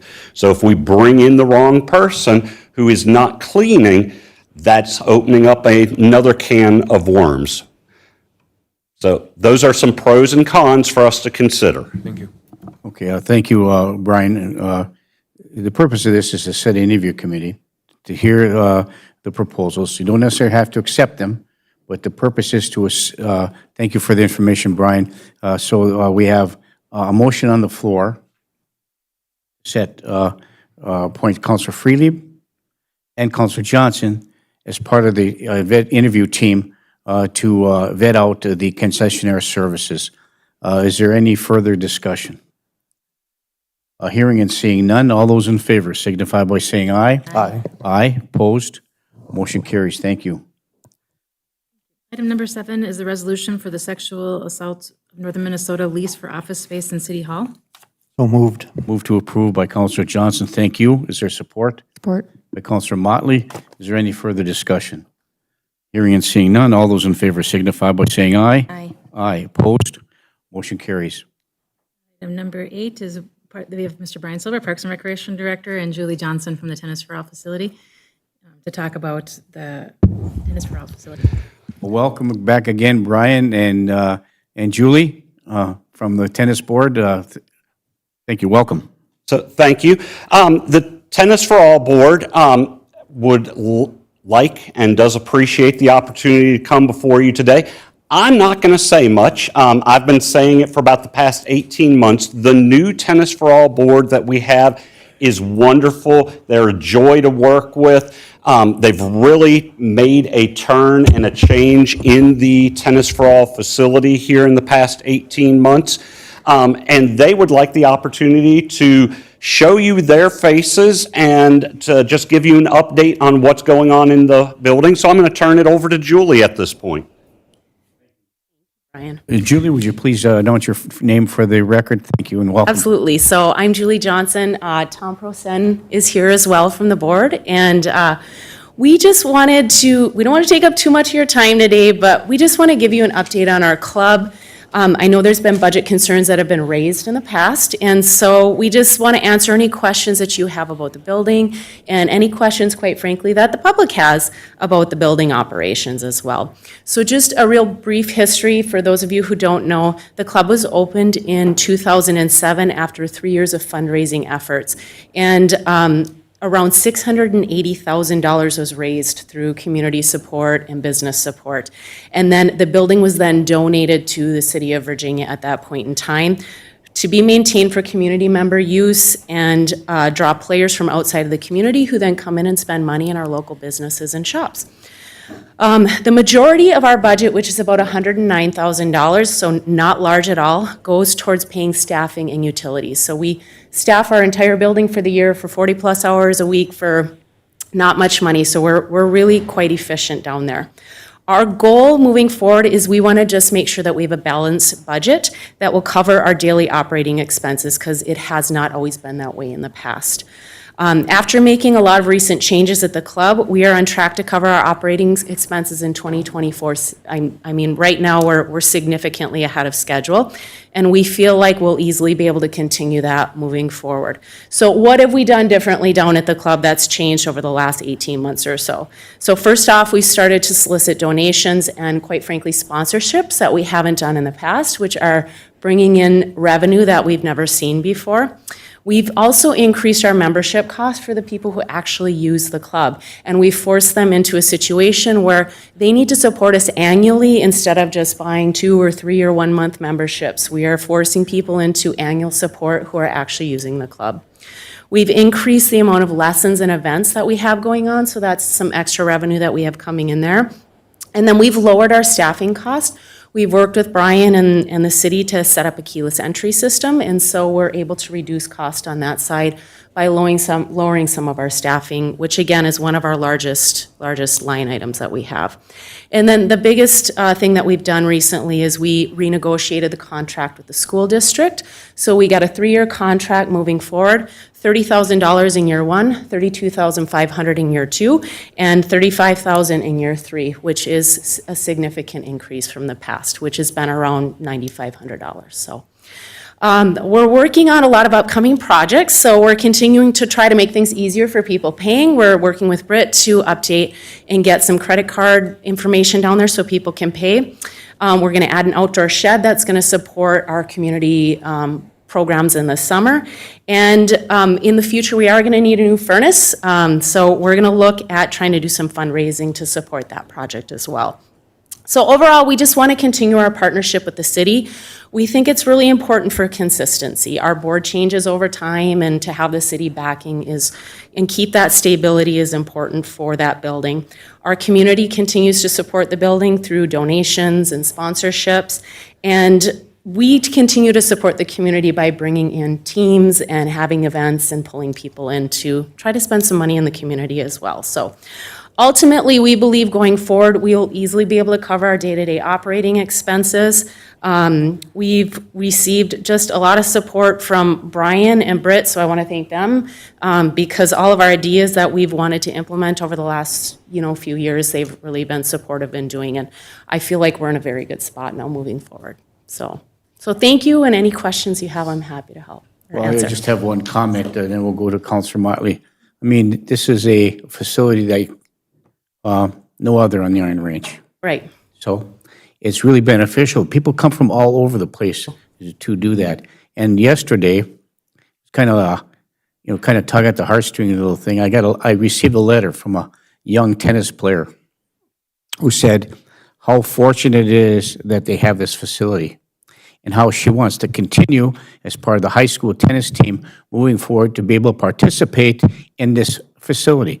I don't know what grade she's in, but and she asked for a donation to help move forward with that. So of course, I'm sure letters were sent to everybody. So it just shows how committed they are and how appreciative they are for this facility. So thank you, Julie. Councilor Motley. Julie, no questions. Just wanted to say thank you for doing a great job, and also Brian for helping her in any way. And that's it. Thank you, Mayor. Thank you. Thank you. Councilor Paulson. Thank you, Mayor. Thank you, Julie, and thank you guys for coming. And I also want to echo amazing job, and thank you for working with Britt and Brian. And, and as we've had discussions, they've keep saying, boy, you guys are coming forward with some great ideas and how to implement that for cost-saving measures. And I think that keyless entry, I think, is a great idea. But I also love the fact of the sponsorships with banners, which I don't know that has been done in the past. So it's really exciting, and I think it's great when we go to watch the students play or we're playing ourselves, that we get to see that the community at large does really support the tennis for all buildings. So, and that's not what what do we call it now? Is it? So, yeah, the Virginia Indoor Tennis and Pickleball Virginia Center. Indoor, Yes. okay, I need to remember that as I speak. And just also, congratulations on a great contract with Rockridge. I think you guys worked really hard on that, and it's a good starting point for the future. And then I just also wanted to say, in dealing with the public myself, I get a lot of people that come into my establishment, and they're from out of town, and they love our facility. They come to play pickleball, or they come to play tennis, and I get to hear how clean the facility is, how wonderful the employees are, and the only friction I ever hear is between the tennis players and the pickleball players, and I think Brian hears that too. I think that's just an ongoing thing, but I really want to say congratulations. You guys have done an amazing job as a board, coming together and helping the city to recognize savings for the taxpayers of Virginia. So thank you guys very much. Thank you very much. And again, we appreciate it. And I will throw out there, as Mayor Coffey mentioned, this is a very unique facility. And north of the cities, there's really only two. There's the Disc in Duluth, and then there's us. And so we do capture area colleges that come up. They'll travel a couple hours to come up and play. The Disc is looking at potentially stopping all of the tennis. So we will be the only facility north of Minneapolis for players to come and use, which is incredibly unique. So, yeah. So thank you very much. Thank you, Julie. I just want to say one more quick thing. You're doing, it's a viable facility. I used to play at the MAC over there in Hibbing. Yep. Play tennis and racquetball there. And that didn't sustain itself, and it was a big draw. Kudos to the success here. But thank you again so much. Councilor Friedlieb. Yeah, my family has a vested interest in this facility as well as, as with the school district as well. So thank you very much to you and your board. And I want to acknowledge the 50-plus years that Tom Procent has provided in influencing youth in these communities. Thank you very much, Tom. Absolutely. Thank you. Thank you very much. Thank you. The end, Brian? Oh, well, I would just like to say that I really appreciate all of the actions, the enthusiasm, the passion that the tennis board shows. Without that, this facility would not be going in the direction that it's going today. So just really appreciate everything that they're doing, everything that they're hoping to accomplish, and the direction that we are going is a positive direction. And just really hope that the city continues for decades to come to support the Tennis for All facility and board. Thank you. Thank you, Brian. Councilor Beyondich. And I just want to echo, I don't think I've ever heard how the tennis community is doing. So I really appreciate the updates and the history and the direction you're going in. So thank you for all your hard work. Thank you. Okay, next item, please, Britt. Item number 9 is discuss sign ordinance in the city and placement of signage. I know I asked this to be placed on the agenda, and I did, and there's some confusion or some interpretation from the city ordinance as opposed to the state law, how that affects things, how political signs are affected, how regular non-political signs are. So I asked Brian to do some research with respect to that.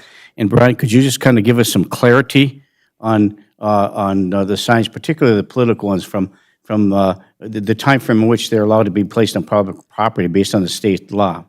Thanks, Mayor. Thank you. So we've got, I hope I can provide some clarity. There's a lot of moving parts here. So there are a couple of different sources of regulation of signs. There is a state law that governs placement of signs in the highway areas. There is our local ordinances, and it's kind of scattered in a couple of different places throughout our ordinances. We talk about signage. And then there's the most specific as it relates to election law and election signs. There is a Minnesota statute out there. It's 211B.045. And that,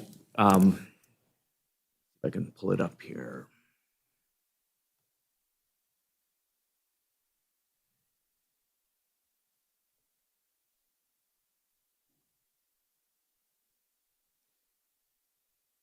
So that 211B.045 talks about, it doesn't specifically reference election signs, but it says all non-commercial signs of any size and in any number are permitted to be posted 46 days before the state primary in a state general election year until 10 days following the general election. And then here's the important part as it relates to the city. It says municipal ordinances may regulate the size and number of non-commercial signs at other times. And so that provision of the state law is, they call it the election preemption provision for signage. So what that does is it invalidates a lot of other, I shouldn't say invalidates, it overrides local regulation of signs during a very specific period in the even general election years. That being said, it doesn't render the city's regulation of signs completely meaningless. We're allowed to place some restrictions for safety hazards. So in our zoning regulations, we have a provision that provides, I think it's in the zoning regulations, that provides that you can't maintain a sign that obstructs a stop sign or a safety traffic control sign. Those things would all still be in play. But generally speaking, during the defined election period, the local controls governing those signs are preempted by the state law, which favors the First Amendment right to speech and to go out and have political speech for a candidate. Thank you, Brian. Any questions, comments with respect to that? I hope that gives the general public and those candidates for office and all of us a little bit of clarity on the parameters of that. Councillor Paulson. Thank you, Mayor. So I just want to ask a couple questions, Brian. So on the Minnesota Secretary of State website, it's under campaign signs, says local jurisdictions may have ordinances restricting the number and size of signs. If a jurisdiction does have such ordinances in an even year, these ordinances cannot be enforced for a specified time before and after Election Day. And then it quotes the statute 211B.045. In jurisdictions which have no sign ordinance, campaign signs may be posted in any size and number throughout the year. So do we need to deal with this on an odd year? Or does the statute provide provisions on equally on an odd year? No, Mayor, if I may? Yeah.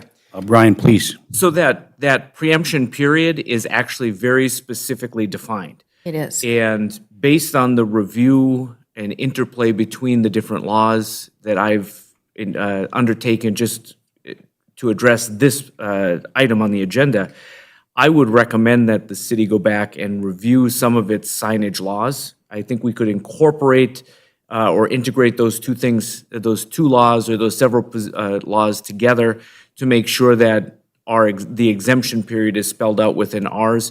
And then we also have the way that our ordinances are drafted right now, it talks about placing signs in streets. And I think we may want to redefine that or clarify that a little bit to define where exactly we consider the street or the street right-of-ways to be, and then how we may also govern the placement of those signs in other public areas throughout the city.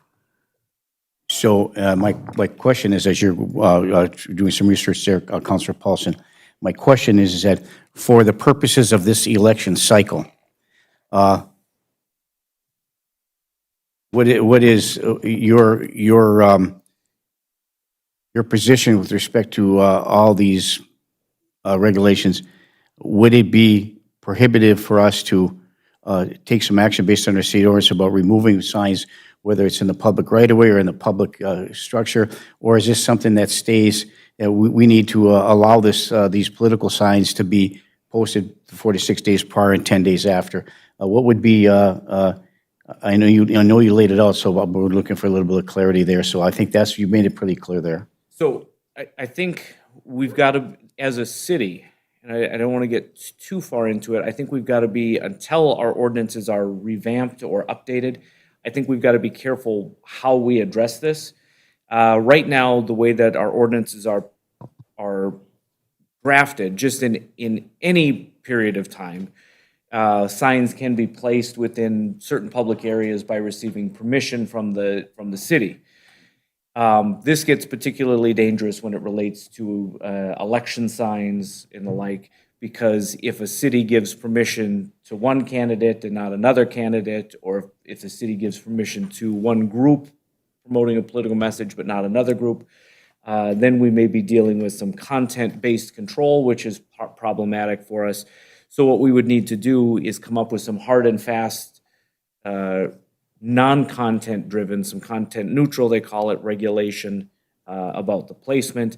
And the more discretion on the part of the city that you introduce into that ordinance or law, the more possibility that you're going to run into a finding that it's content based. And a lot of this debate actually has arisen in the last 9 years. There was a case, a U.S. Supreme Court case that dealt specifically with election and commercial signs that was decided in 2015 that kind of reversed the way that courts analyze the content-based neutrality or the content-based control of signs by shifting from the presumption that a sign is content or that a regulation is content neutral to an assumption or a presumption that it's content-based with the burden then falling on the city. I think that gets maybe too far in. And to get back to the initial question, as I kind of paid attention as I drove into town this morning and I come in, drive past the hospital and then kind of loop back down to get to my office building. And in that distance, I think I observed about 14 or 15 signs that were kind of in the right-of-way, what I would consider to be the road right-of-way area.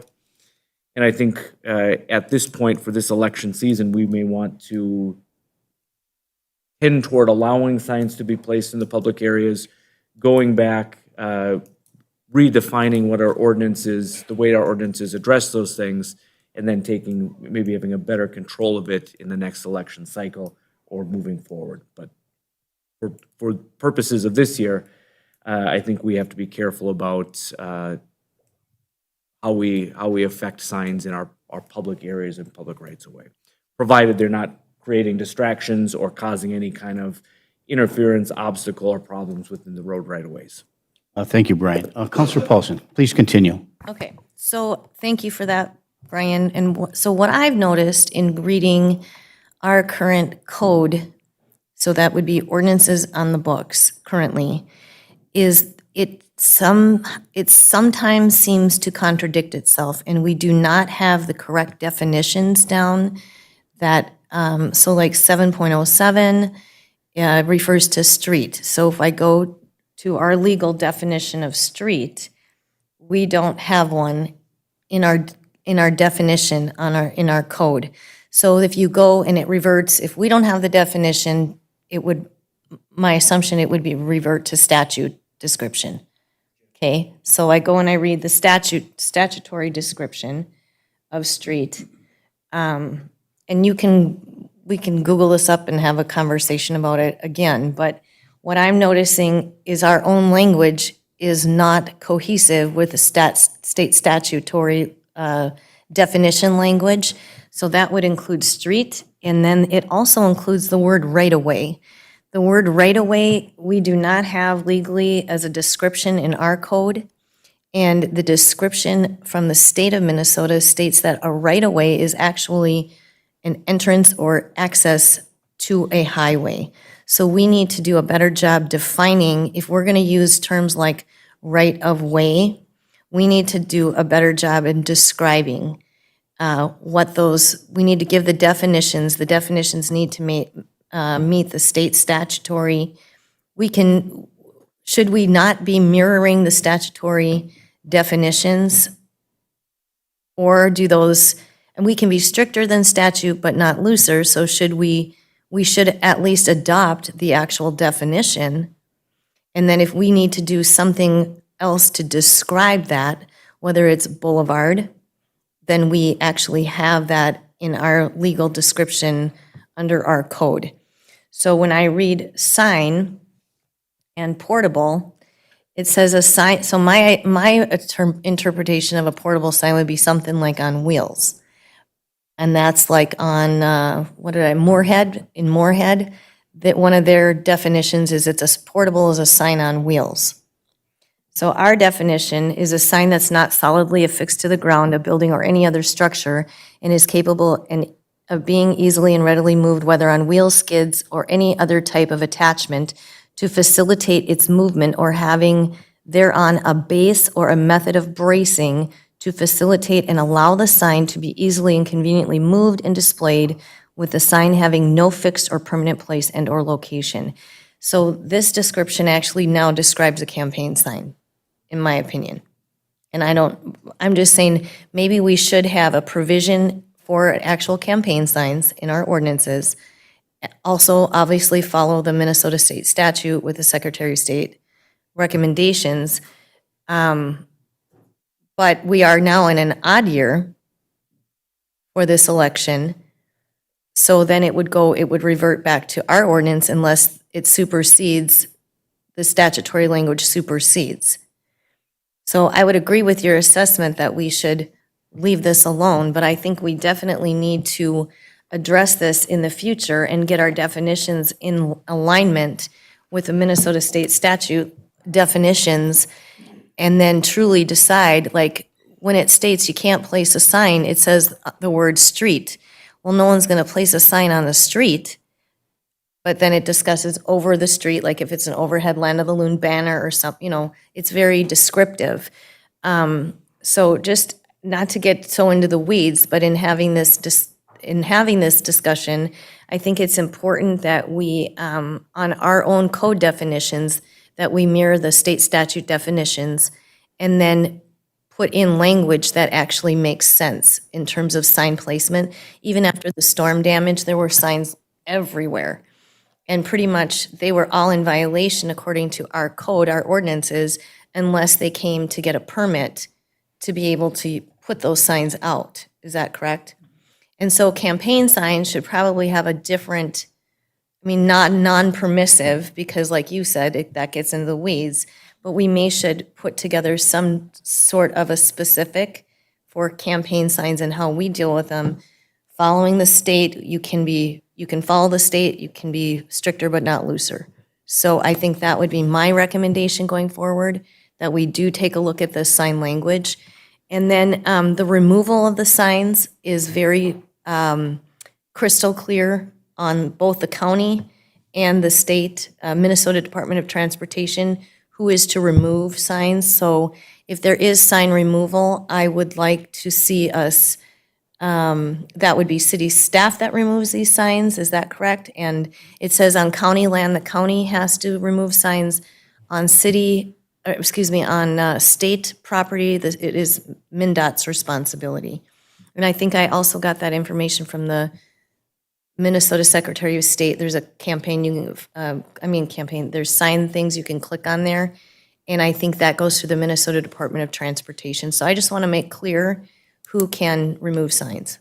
And there's a special part of the ordinance with respect to signage on right-of-ways on highways, so that's in the text as well. Brian? And Mayor, I think the statute you're looking for, it's Minnesota Statute 173.15, and it talks about advertising, it says prohibited advertising devices.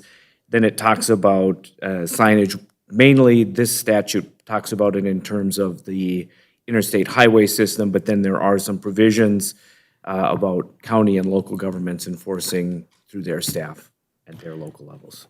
So as we move forward, looking at, obviously we have attempted, because probably through Building and Grounds or others, to try to clarify these things with the assistance of legal staff and other research.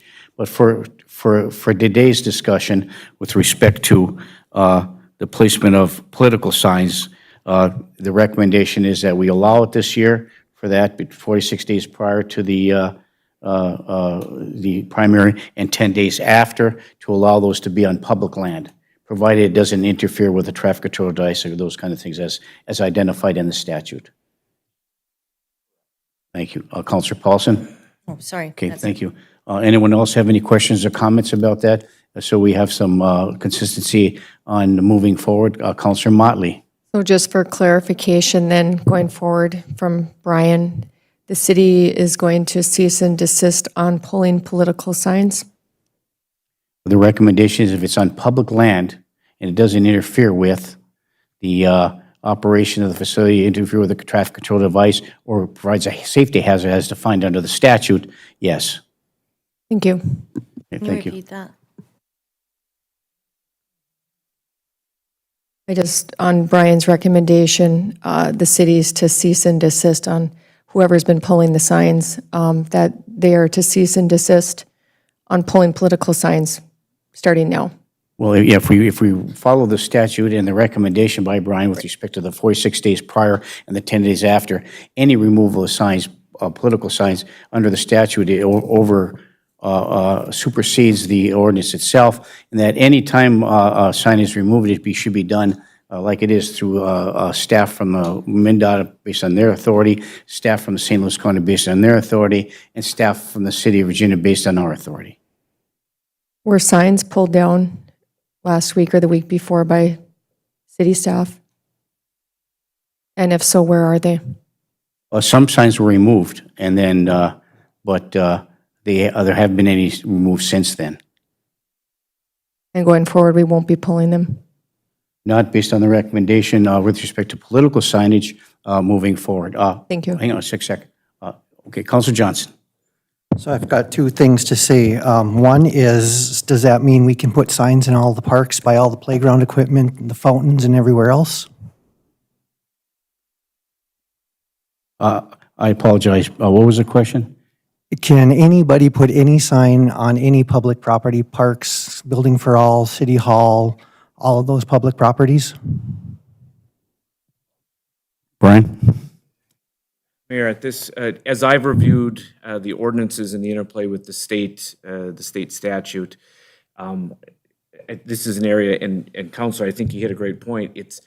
This is where those gray areas lie that make it a little bit uncomfortable, because there are some publications within the state of Minnesota that say, well, the best practice is that you shouldn't put them in parks and those sorts of public spaces, but those best practices aren't necessarily reflected in the laws. And this is what I'm suggesting. If the city of Virginia has on its books an ordinance that says no sign shall ever be placed within a city park, that I think, or in my opinion, that could be effective even during the preemption period. But what you can't do, and I shouldn't say what you can't do, what I would recommend the city be very, very, very careful about is saying, well, right into the city, and we will give permission or not give permission to place a sign in a specific area. As soon as you introduce that sort of language into an ordinance and you create discretion, then you run the possibility that if one party or one group's request to place a sign is granted and another party or group is not granted, you're looking at content-based control by the city, which could run us into some constitutional issues. And so that's when I had spoken earlier and talked about developing some bright line rules that are neutrally based. And so in this case, given the example that Councilor Johnson had provided, say the parks and the park equipment, the city could make a finding and pass an ordinance that says, look, we've evaluated all of this, and we don't think that there's any value in placing any sort of signage that's temporary signage in playground and park areas because the potential that children could have a trip and fall hazard. We've got reasons why we're doing that. It's a content neutral, and we're not going to let anybody place a sign there. That would probably pass the muster of the analysis. But if we say you can write in and get permission to put a sign in a park, then we're reintroducing that possibility or that potential that we could have allegations of content-based control.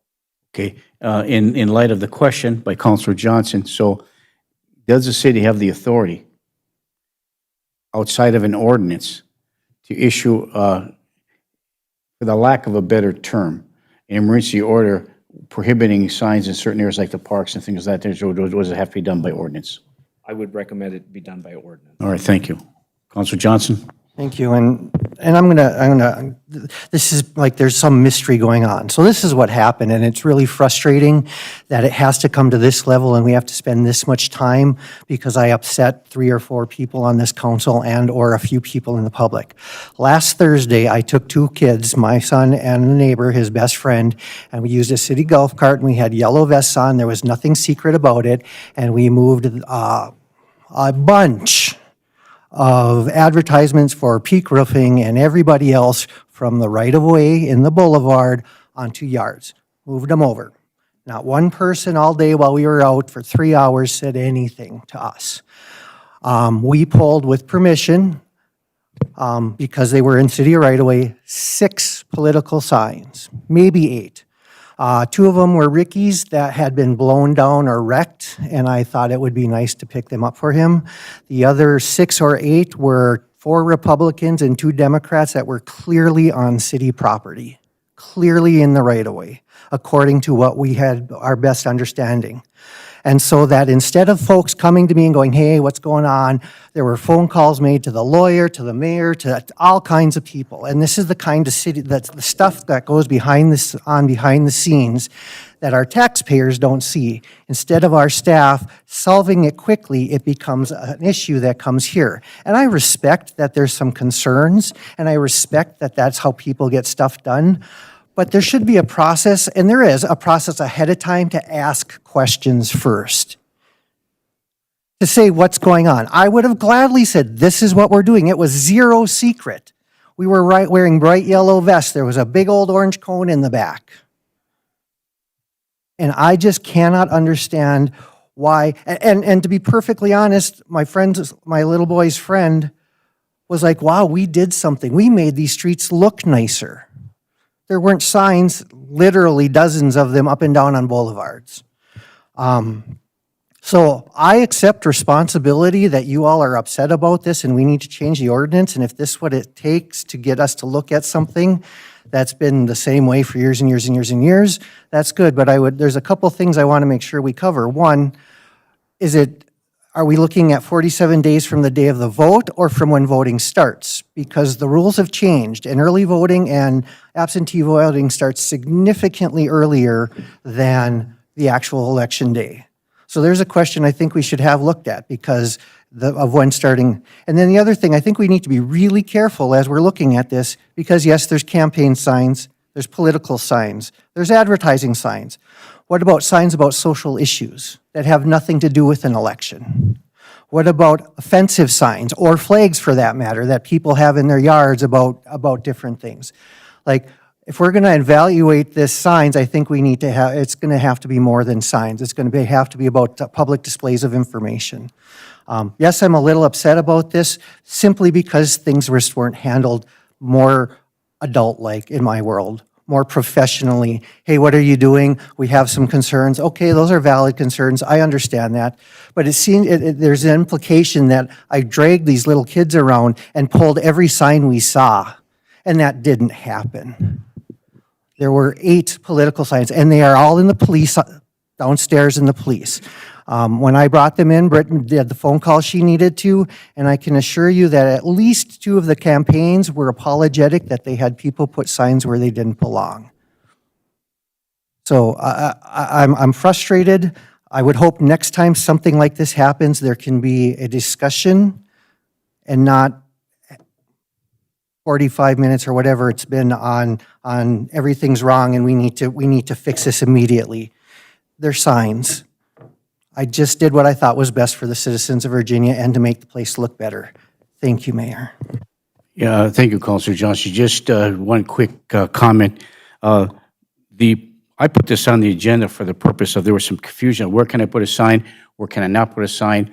The statute was unclear. Our ordinance was unclear. What supersedes what? So to get some clarity, it has nothing to do with you. It has nothing to do with anybody else. But the clarity on what political candidates, what can they do? What kind of sizes they do? What they can do legally in a community. They may do something different in other communities. I don't know. So looking for some clarification. It wasn't. It was only to get some clarity. And where do you get that clarity from? The person who can do the most research on it, who can provide us the information from a legal perspective, and that's our legal attorney. That's what we pay him for, and that's the only purpose that it was put on for that reason and that reason only. Any other ancillary things, that's another issue altogether. This is simply to get some clarity on, during the campaign season, whoever's running for us, whether you're Republican, Democrat, or nonpartisan, what can they legally do so we make sure that if they're illegal, that they're removed properly by the proper personnel that's employed by the City of Virginia. That's the only thing that this is about. Councilor Motley.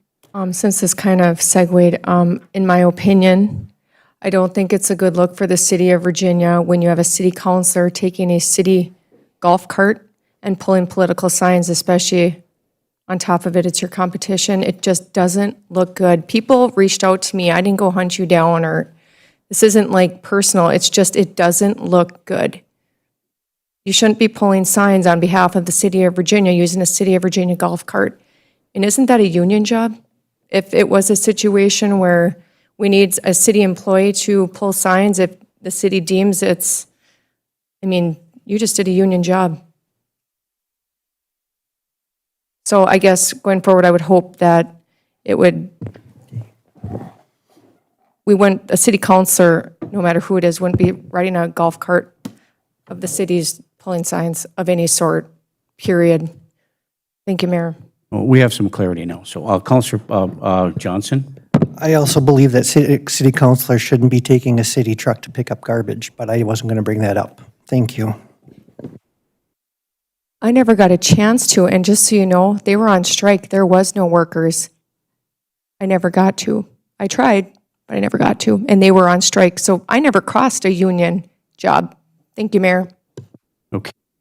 All right, thank you. All right, so we have a kind of a process, a recommendation moving forward that the political signs are put in the right-of-way or on city grounds of some sort, that that's going to be acceptable for this political season until we can figure out what ordinance is going to be, make some changes, number one. Number two, encourage those who are running for office that you don't, and I think they all understand that, they're not going to put it in a park or in Alcott Park or in the south side, but it's a good point. I mean, we have to make sure that they're responsible enough to do that. Yes, there's a space in the law with respect to that, but I think political signs recently and beyond have never put those in there. But they play them on the boulevard where we have high traffic levels. So I think the moving forward, I think we have some recommendations by the city attorney for this election cycle, and I think we should follow it. Councilor Johnson. I just want to be clear here. So we're not going to take down any signs that get put up until we revisit this. That's the recommendation. All right, I just want to be perfect, and to clarify, any political campaign signs that are taken down without permission, that's a misdemeanor. It is a campaign violation. It's an interference with the elections. Yes. Yes, it's a misdemeanor, Mr. Lindsay? Yeah. Okay, because my concern is that we're opening up this really big, wide swath of signs being everywhere, and some of them may not be very, on a national level, there could be some unpleasant signs being put out right now. So I think we need to be careful. Thank you. Thank you. I'll just, last item, example maybe doesn't matter. But when I was running for office, I lost 62 signs, taken out of people's yards, taken off the boulevard, etc. It happens to every political candidate. But it's about our ability to allow people to have the freedom of speech based upon an ordinance, based on a statutory requirement, based on what we need to do. So I think in the best practice that we have at this point in time, until we make some changes to our ordinance, that the recommendation of our city attorney should stand. Brian? Mayor, I'm sorry. Before Brian, Councilor Paulson. Thank you, Mayor. So just for clarification, Brian, one more time. So when we're talking about campaign signs, as this discussion is about, the campaign signs are any political figure who is running for elected office. No. Mayor, if I may. Yes, Brian. So, and that's why I was a little bit careful as I first started the Minnesota statute 211B.045. It doesn't talk about political signs. It says non-commercial. It says non-commercial. And so those signs, I think Councilor Johnson is correct. Those signs could be candidate signs. They could be political party signs. They could be political message signs. There's a whole host of things that would encompass. It's the spirit of that law is to allow political speech to get out. And that political speech can be vote for my candidate, but it can also be vote this platform or vote on this issue. Got it. Okay. I just wanted that clarified. Okay, thank And you. then, thank you. All right, thank you. Okay, Brian? Just to provide some clarity on what staff has done, Councilor Motley, I currently have a dozen political signs in the back of my city vehicle. Yesterday, I had instructed my city staff and myself, we went around through park properties at Olcott Park, at the Klein Cupoletti building, along the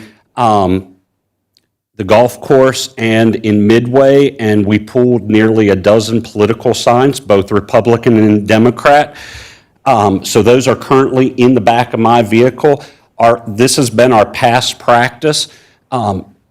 In Olcott Park, our past practice has been to only allow signs for upcoming park events or events that will be occurring within our park system. I know we don't have an ordinance doing that, but that has been our past practice. I would like direction from the council as to what to do with the dozen signs that I currently am in possession of. My past practice has been I have reached out to the campaigns and returned those signs. I actually did that for Councilor Motley last election cycle as she was running, because I don't want to just dispose of these signs. I want to get them back to the campaign. So that additional directive would be greatly appreciative, and I will have staff cease pulling signs from our park properties if that is the wish of the council. But just know, yesterday alone, we pulled a dozen signs from our park properties. Thank you. Okay, thank you. There is a, if we pull a sign, there's a, wherever the ordinance says we have to keep them for so many, before notify them or keep them for so long, is that correct? So like 120 days. 6 months or 120 days, we got to keep them for, so. And I have spoken to every candidate that had signs taken down from Councilor Johnson, and I have the direction on how they want them dealt with, so I can get to Brian and explain. So we would direct Brian to get a hold of the political candidates and return the signs to them, and, okay, thank you. All right, thank you very much. Thank you, Brian. Okay, anything else you want to talk about here with respect to the signage, Councilor Beyondich, then we'll go back to Councilor Motley. Sorry. Councilor Beyondich. Sorry. No problem. And I agree. I think we have to be very careful on this. I know at one time, I did take the book of ordinances home with me, and I reviewed them, and there are so many ordinances in this city that we have passed that we do not follow up on. And I don't want to belabor this issue. I was out of town most of the weekend. I got home last night and I went for my walk, and yes, I did get stopped and had a lengthy conversation about signage, ordinances, which spun off to a larger discussion that we are doing this as an ordinance and looking into it. However, this particular individual asked me about snow removal. Are we going to go off and do snow removal? So I think all of our ordinances, we need to kind of look at and clean up. And it's a matter of which ones do we enforce, which ones do we let loose. I mean, and that, I don't want to make this conversation longer, but in the public's eye, that's what they saw. And I had no idea, a lot of this was, I was out of town, I didn't know, but when I got home and I walked, that was one of the concerns brought up. So I think also that we have to be careful. I don't want our city parks littered with signs. I mean, personally, I don't want to see that. So I would kind of be in agreement that we keep that out of our city parks.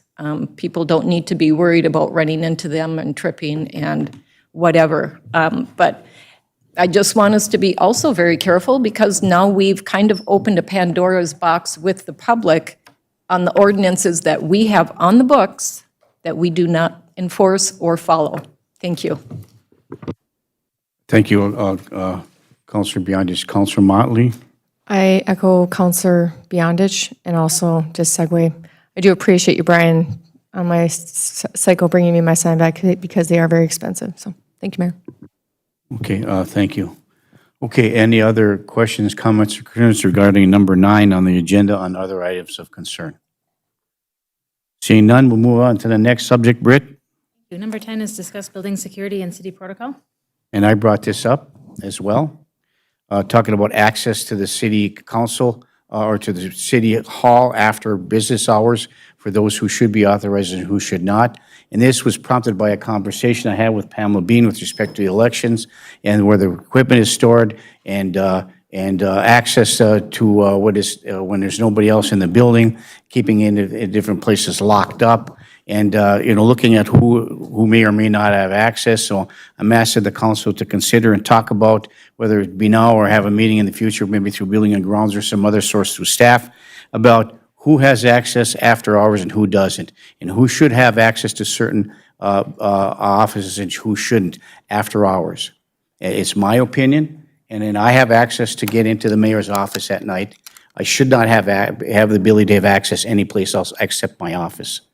I shouldn't be able to go into finance or anywhere. I should be able to go and make copy, do whatever we need to do, or go down to the club rooms. I should have access because there's not a need.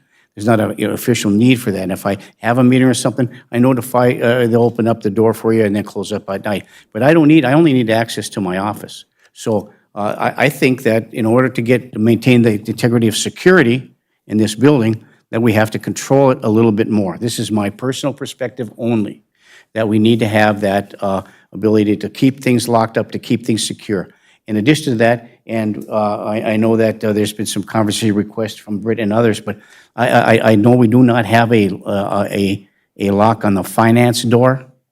I mean, we have a lock, but we don't have a key card. I don't think we need one. We have a key card on the front door. We shouldn't have access to that. I shouldn't have access to that. Nobody should have access to that after hours.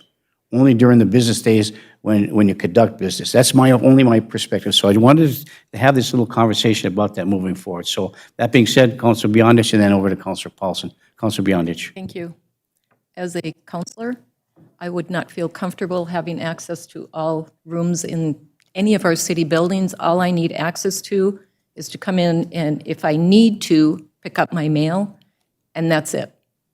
I personally don't want access to any of the offices, any staff, any of that. Thank you. Yeah, thank you. Councilor Paulson. Thank you, Mayor. So it's interesting that you brought this up because it kind of brings a couple of things or thoughts to mind. And I believe that under the election, I mean, I don't know, Pam's not here, but aren't we required, aren't only certain people allowed to even have access to our voting machines or our ballots? Britt, do you know that information? That's why they're stored in the vault, because I don't even have a code to the vault, so I can't get in the vault unless the door's open. So somebody's watching. And me. where are the voting machines? In the back room that's keyed. It's not part of our card system. So who has access to that room? Anybody that would have a master key, which would be just City Hall staff. Yeah, I think that's an absolute no-no with the voting machines. But they are also I'm sorry, go ahead. password protected too. So I don't have the access to that system because I don't have a password. So I can't get in either. And I wasn't implying that I just had that conversation with Pam, and being the election official, she talked about the integrity of the voting machines, how to try to maintain security in that regard, and that anybody who has access to a building at night may be able to get in. I'm not saying it's just for that. I'm just saying for. Oh, I'm going to go further. I'm sorry, please continue. No, I mean, I agree with you. I went off on that portion. I think that it's imperative that only those that need access to the voting machine area, that be allowed a key, not a master key. Yeah, But we are working on that actually, out of a different subject before this even started. Okay. We're going to, if you've been in that back room where Sherry used to sit a long time ago, in the back corner, if you, behind the engineering or behind the community development office, there's a office within an office that has two separate doors that are keyed with the old school. locks. That's where we're gonna get that all in there. All the old hospital files are back there. If you know where those hospital files are, we can finally take those all out now. This has been past the 7-year deadline. So we can get those out. We'll put all of Pam's stuff in that room so it'll have lock on both sides, many lock doors. 3 Okay, lock doors. so that's good. I think that's good. That'll But, help, yeah. So it's interesting you were wanting to talk about this because at the cable commission meetings, they're always after hours. So I can usually the doors, sometimes though, they're not, like in the winter, they have to go knock on the back. But yeah, so maybe we should only have access, our cards should only access like the front door and then to go get our mail and nothing else. Like I feel like that finance, I've gone in there to get my mail and the finance door is open there. And I'm uncomfortable with that. Possibly there could be employees, personnel information in there. I know in the past when we've done job interviews, there's all that. Not that I would ever go in there, but just the fact that that's unlocked. I think that we need to absolutely have that door locked.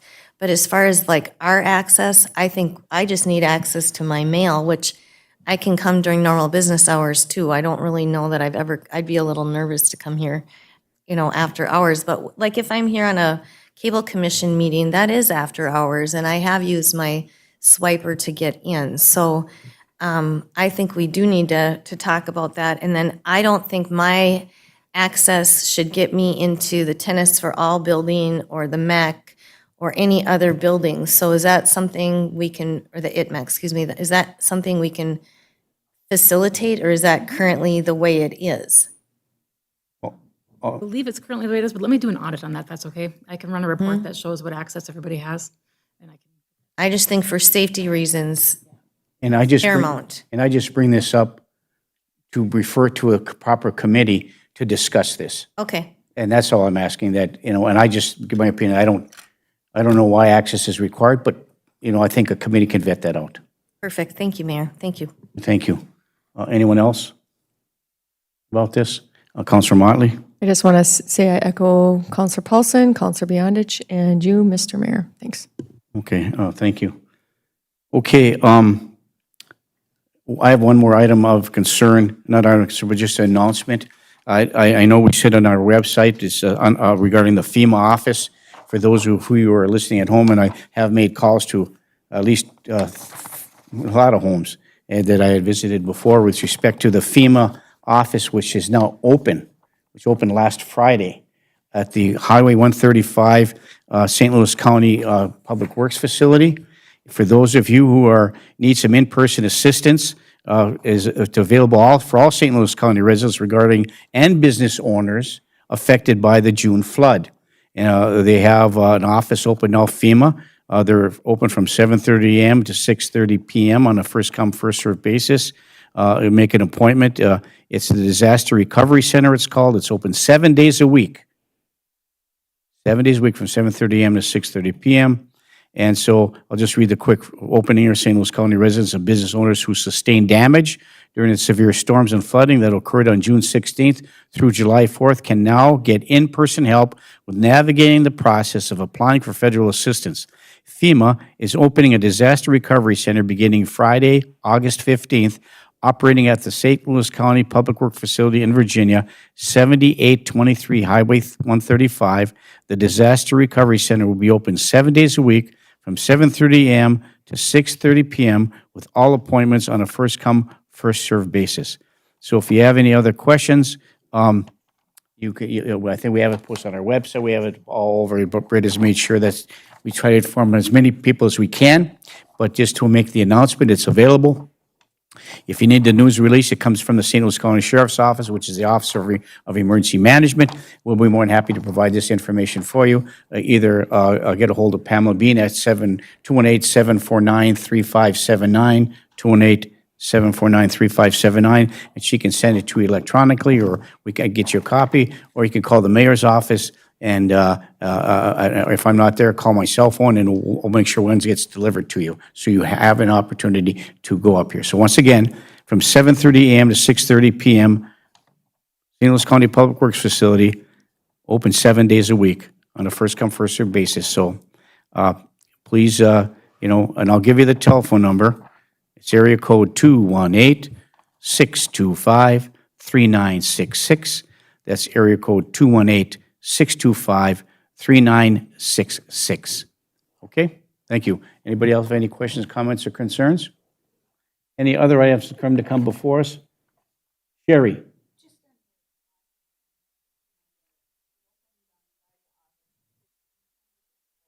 It doesn't say. It does not say. They have a lot of homes, it's St. Louis County, not just Virginia. So we have, 435, so they'll be here a while. And they're also doing, it doesn't have to be just St. Louis County. It could be Lake County, it could be Cook County too. They tried to locate in Virginia because they thought it was centrally located between Itasca and Lake County. So if anybody needs help with FEMA, they ask. And the other counntries as well. We're just fortunate to have it centrally located in Virginia. Absolutely. So they'll be here. I know they're in southern Minnesota for up to 6 months. So get there as soon as you can if you have some questions or comments or concerns, okay? So thank you, Councilor Motley. Just quick clarification for Brian. Is Brian supposed to continue to pull signs in the parks and things like that like he did before? Just helping him out. Well, we can ask. Can we not? Or what's your recommendation until we get that clarity? Thank you, Mayor. I think my opinion is they could definitely be pulled if they are obstructing or causing issues. So if somebody goes out on the first hole of the golf course and puts a sign right in the middle of the fairway, obviously that can be pulled. I think in other instances, I think we may want to call and ask for them to be removed if they're just kind of in a park area, in a place that's distracting or obstructive. I hope that helps, Mayor. Okay, very good, thank you. Okay, anything else that any counselor may have to bring up before we adjourn for the public community hall meeting? Counselor Beyondich. So, one more time, Brian, on the signs. So, are we having a meeting on this to make some decisions? Are we moving forward the way we have been? What should we be doing? If I may. Yes, for this political season. I think for this political season, I think we've got the rules we've got, because by the time we would get any ordinances drafted up and in place, the notice periods, by the time the notice periods run, I think we're through the election season. I'll qualify my statement. I understand, Britt has just informed me that we may have some standard park rules that say no signs. If we have a rule in place that is not content-based, if it says absolutely no signs, then we could continue to enforce that rule so long as notice has been given prior to this. But I think for other spaces, we've got to be careful. Thank you. Okay, thank you. Okay, Counselor Johnson, then over to Counselor Paulson. Counselor Johnson. Britt, would you please work on scheduling a Buildings and Grounds Committee to start that process? Thank you. Thank you. Counselor Paulson? Thank you, Mayor. Would it be an okay request, Council, Brian, Legal, to maybe have all those that are running just agree to put signs this year in people where you've gotten permission on people's personal property? I mean, is that a big ask? And then, when they're trying to mow the lawn and all that stuff, and I would be happy to abide by that. I would be happy to. We're going to get in the weeds with a huge, broad discussion, but I'm willing to abide by that. I don't know if that would be a crazy ask for everybody to. It might be a political candidate's responsibility to notify the other candidates, do you agree to do this? But we should be taking action as part of the city. However, Oh, right. Brian. Thank you, Mayor. The short answer to the question is political candidates can agree to anything that they like, and if they prefer to promote some decorum in the local races, that's encouraged always. Thank you. Okay, anything else a counselor may have before we adjourn the community hall meeting today? Well, seeing none, we will stand adjourned. It's 11:41 a.m. Thank you, everybody. Have a great day. We're adjourned.